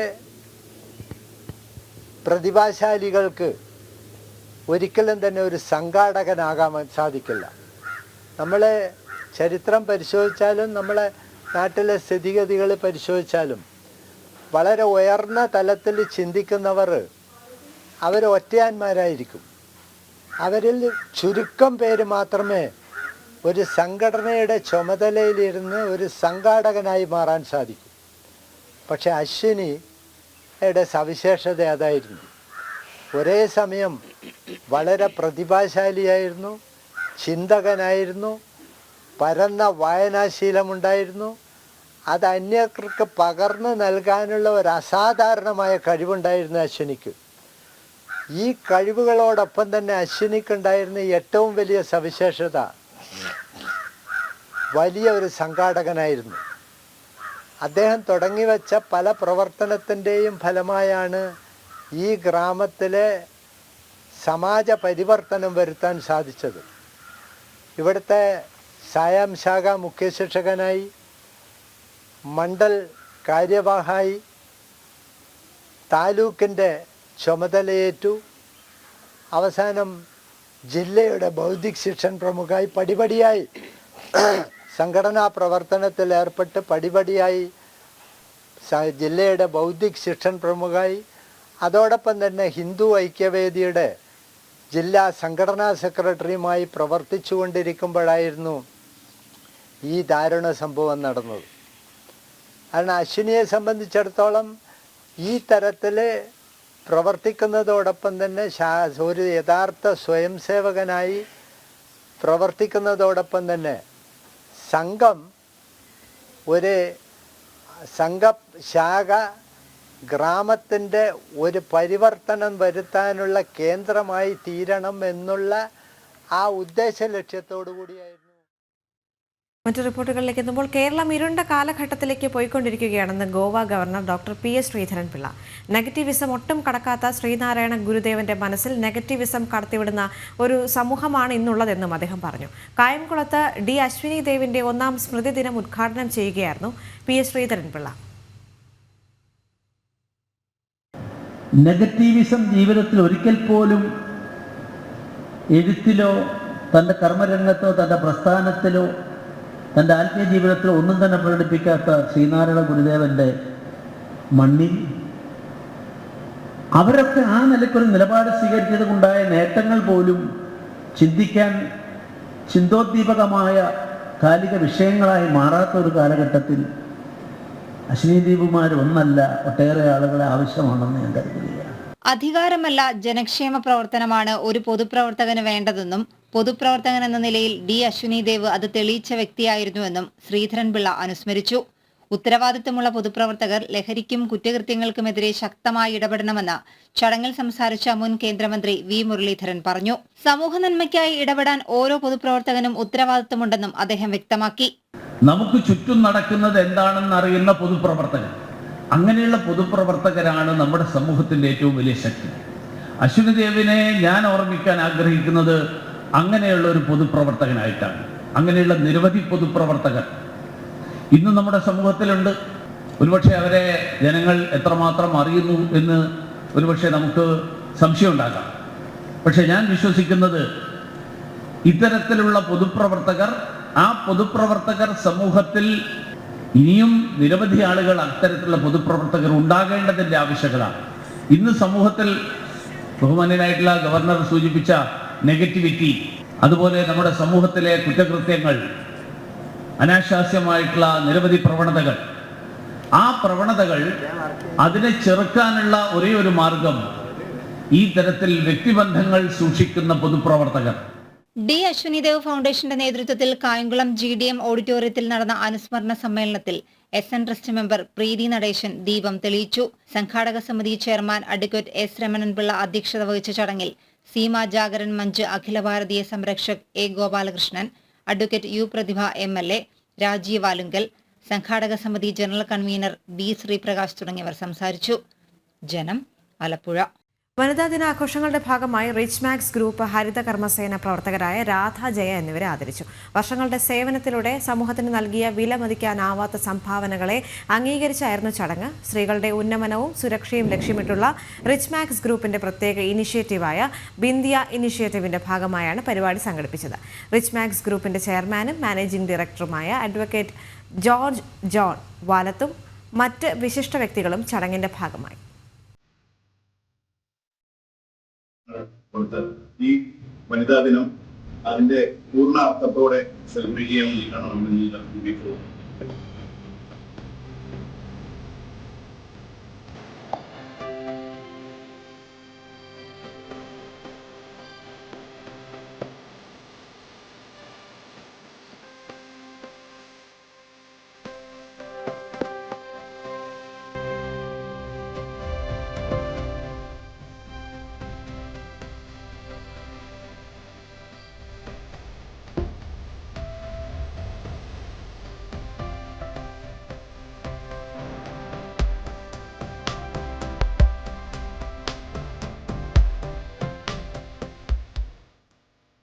ചോദ്യപേപ്പർ ചോർച്ച കേസിൽ MS സൊല്യൂഷൻസ് CEO മുഹമ്മദ് ഷുഹൈബിന്റെ കസ്റ്റഡി അപേക്ഷ ഇന്ന് നൽകും.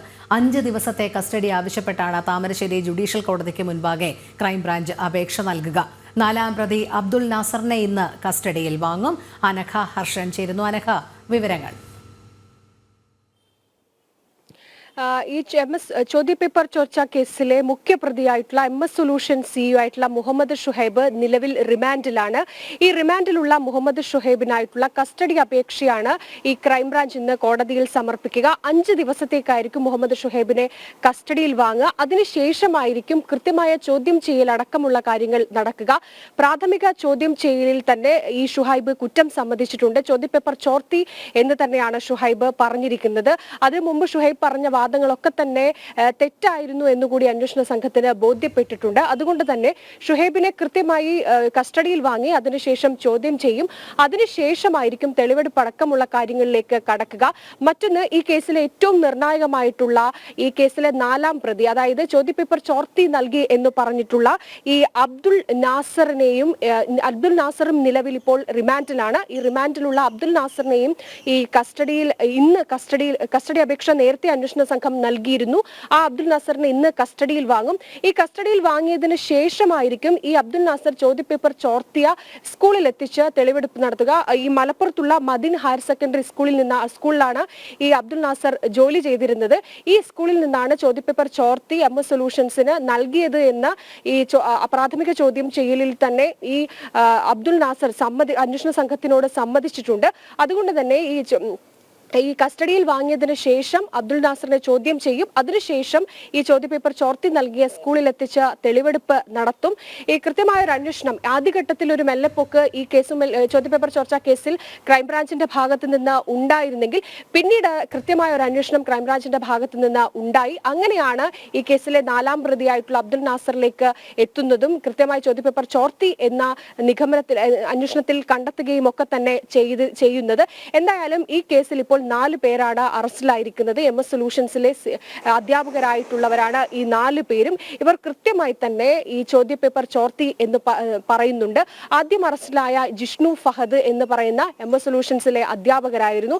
ഈ ഫഹദിനെ കൃത്യമായി ചോദ്യം ചെയ്തതിൽ നിന്നാണ് ഈ അബ്ദുൽ നാസറിലേക്ക് അന്വേഷണ സംഘം എത്തുന്നത്. പിന്നീട് അബ്ദുൽ നാസറിനെ ചോദ്യം ചെയ്തപ്പോഴാണ് സ്കൂളിൽ നിന്ന് ചോദ്യപേപ്പർ ചോർത്തി MS സൊല്യൂഷൻസിന് നൽകിയിട്ടുണ്ട് എന്ന് പറയുന്നത്. ഇത് ക്രിസ്മസ് പരീക്ഷയുടെ ചോദ്യപേപ്പർ ചോർത്തി എന്നാണ് ഇപ്പോൾ പ്രതികൾ സമ്മതിച്ചിട്ടുള്ളത്. പക്ഷെ നേരത്തെ തന്നെ ഉയരുന്ന ഒരു ആരോപണം ഓണപരീക്ഷയുടെ ചോദ്യപേപ്പറും ചോർന്നിട്ടുണ്ട് എന്നതാണ്. അങ്ങനെയെങ്കിൽ ഇനി ക്രൈംബ്രാഞ്ചിന്റെ ഒരു അന്വേഷണം ആ രീതിയിലായിരിക്കും. അതായത് മുമ്പ് നടന്ന ഓണപരീക്ഷയുടെ ചോദ്യപേപ്പർ ചോർന്നിട്ടുണ്ടോ എന്നതടക്കമുള്ള കാര്യങ്ങളായിരിക്കും ഇനി അന്വേഷണ സംഘം അന്വേഷിക്കുക. രോഹിണി. ശരി, അനഘ ഹർഷനാണ് വിവരങ്ങൾ നൽകിയത്. സംസ്ഥാനത്തേക്ക് നുഴഞ്ഞു കയറുന്ന ബംഗ്ലാദേശികളെ കണ്ടെത്താനുള്ള പരിശോധനകൾ അവസാനിപ്പിച്ചു പോലീസ്.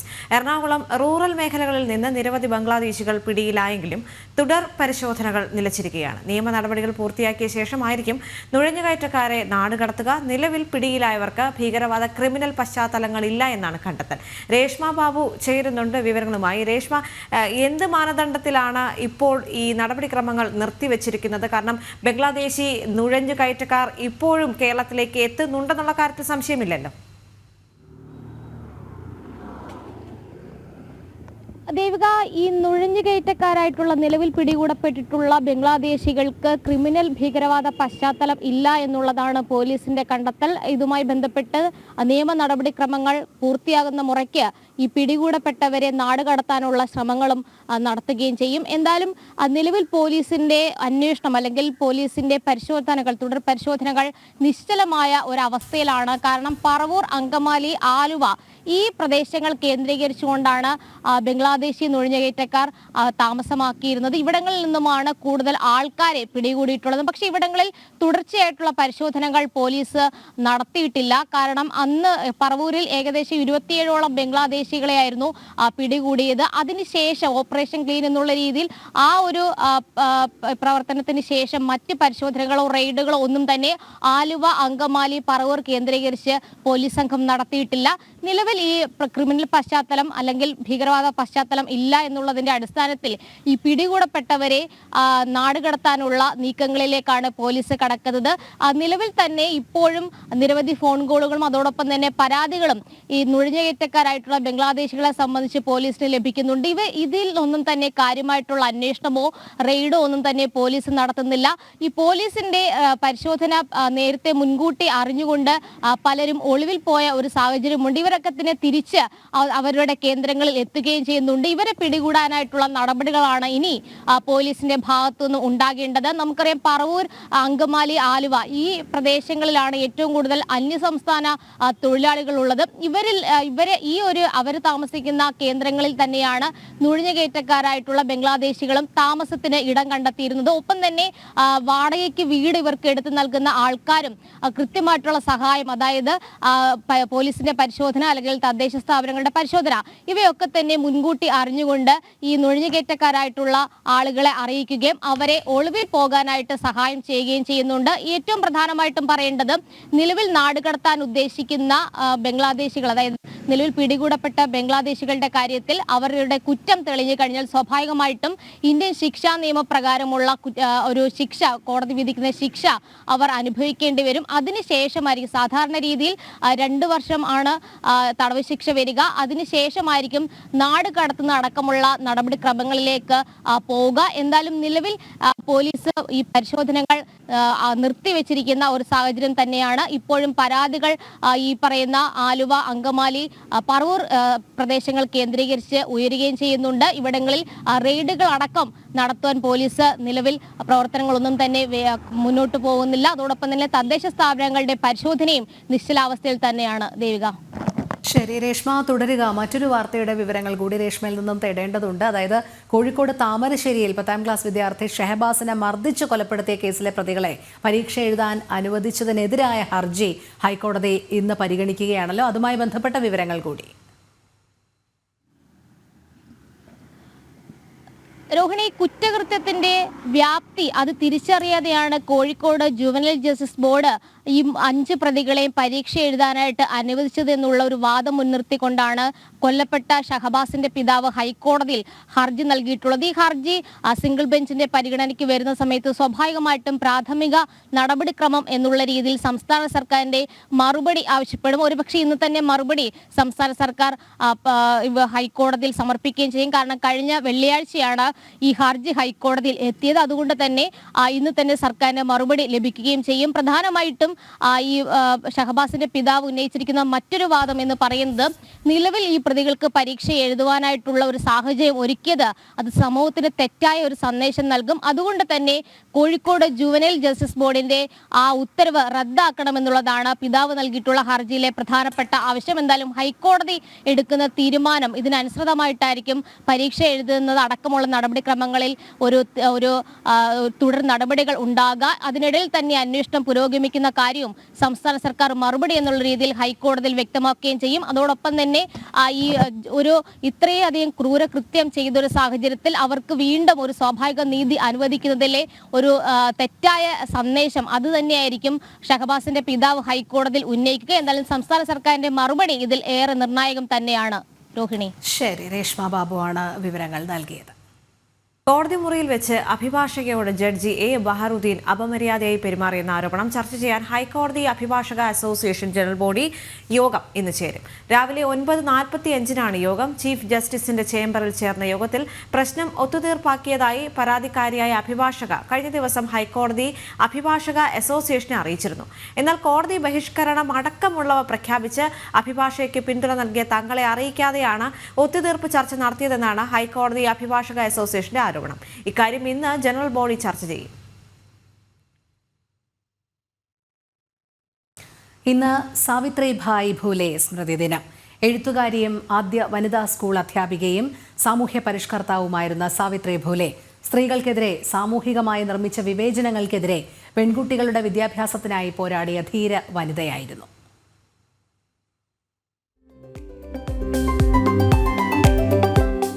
ഇന്ന് മാർച്ച് 10 സാവിത്രിഭായ് ഫൂലെ സ്മൃതി ദിനം. സ്ത്രീ ശാക്തീകരണത്തിനും സ്ത്രീകളുടെ അവകാശത്തിനും വേണ്ടി പ്രവർത്തിച്ച സാമൂഹിക പരിഷ്കർത്താവായിരുന്നു സാവിത്രിഭായ് ഫൂലെ. ഭാരതത്തിലെ ആദ്യ വനിതാ പാഠശാലയിലെ ആദ്യ വനിതാ അധ്യാപികയാണ് സാവിത്രിഭായ്. ഇതുകൂടാതെ ആധുനിക മറാഠി കവിതകളുടെ മുൻഗാമിയായും ഇവരെ കണക്കാക്കുന്നു. കുട്ടികൾ സ്കൂളിൽ വരുന്നത് പ്രോത്സാഹിപ്പിക്കാനും ഇടയ്ക്ക് പഠനം നിർത്തിപ്പോകുന്നത് തടയാനും വേണ്ടി സ്കൂളുകളിൽ ഉച്ചഭക്ഷണ സമ്പ്രദായവും ഗ്രാൻഡും ഏർപ്പെടുത്തുന്ന പതിവ് തുടങ്ങിയത് സാവിത്രിയായിരുന്നു. ഒരു വിദ്യാഭ്യാസ പ്രവർത്തക എന്നതിലുപരി സാമൂഹിക പരിഷ്കർത്താവായും ജാതി വ്യവസ്ഥയ്ക്കെതിരെ പോരാടിയ നേതാവായും സാവിത്രിഭായ് ഫൂലെ അറിയപ്പെടുന്നു. മഹാരാഷ്ട്രയിലെ നായ്ഗാവിൽ ഒരു കർഷക കുടുംബത്തിൽ 1831 ജനുവരി 3 സാവിത്രിഭായ് ജനിച്ചത്. പുണെയിൽ പ്ലേഗ് പടർന്നു പിടിച്ചപ്പോൾ മാതാ സാവിത്രിഭായ് തൻ്റെ വളർത്തുമകനോടൊപ്പം ഒരു ആശുപത്രി തുടങ്ങി. രോഗികളെ അവർ സ്വയം പരിചരിക്കുമായിരുന്നു. അങ്ങനെ അവരെ ശുശ്രൂഷിക്കുന്നതിനിടയിൽ രോഗബാധിതയായി 1897 മാർച്ച് 10 സാവിത്രിഭായ് ഫൂലെ എന്ന സാമൂഹിക നവോത്ഥാനത്തിൻ്റെ മുന്നണി പോരാളി ഈ ലോകത്തോട് വിട പറഞ്ഞു. മാതാ സാവിത്രിയുടെ 2 കവിതാ സമാഹാരങ്ങൾ അവരുടെ മരണാനന്തരം പ്രസിദ്ധീകരിച്ചു. കാവ്യ ഫൂലെ 1934 ഭവൻ കാശി സുബോധ് രത്നാകർ 1982 പ്രസിദ്ധീകരിച്ചു. മരണാനന്തര ബഹുമതിയായി മഹാരാഷ്ട്ര സർക്കാർ പുനെ സർവകലാശാലയ്ക്ക് 2014 സാവിത്രിഭായ് ഫൂലെ പുനെ സർവകലാശാല എന്ന് പുനർനാമകരണം ചെയ്തു. 1998 സാവിത്രിഭായ് ഫുലെയോടുള്ള ബഹുമാനാർത്ഥം തപാൽ സ്റ്റാമ്പും ഭാരത സർക്കാർ പുറത്തിറക്കി. നവോത്ഥാനത്തിന്റെ മുന്നണി പോരാളിക്ക് ശതകോടി പ്രണാമം.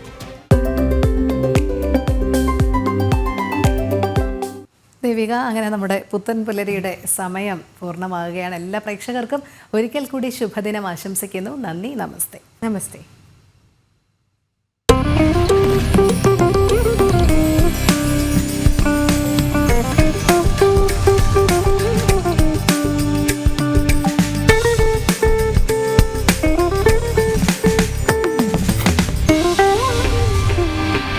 Thank you.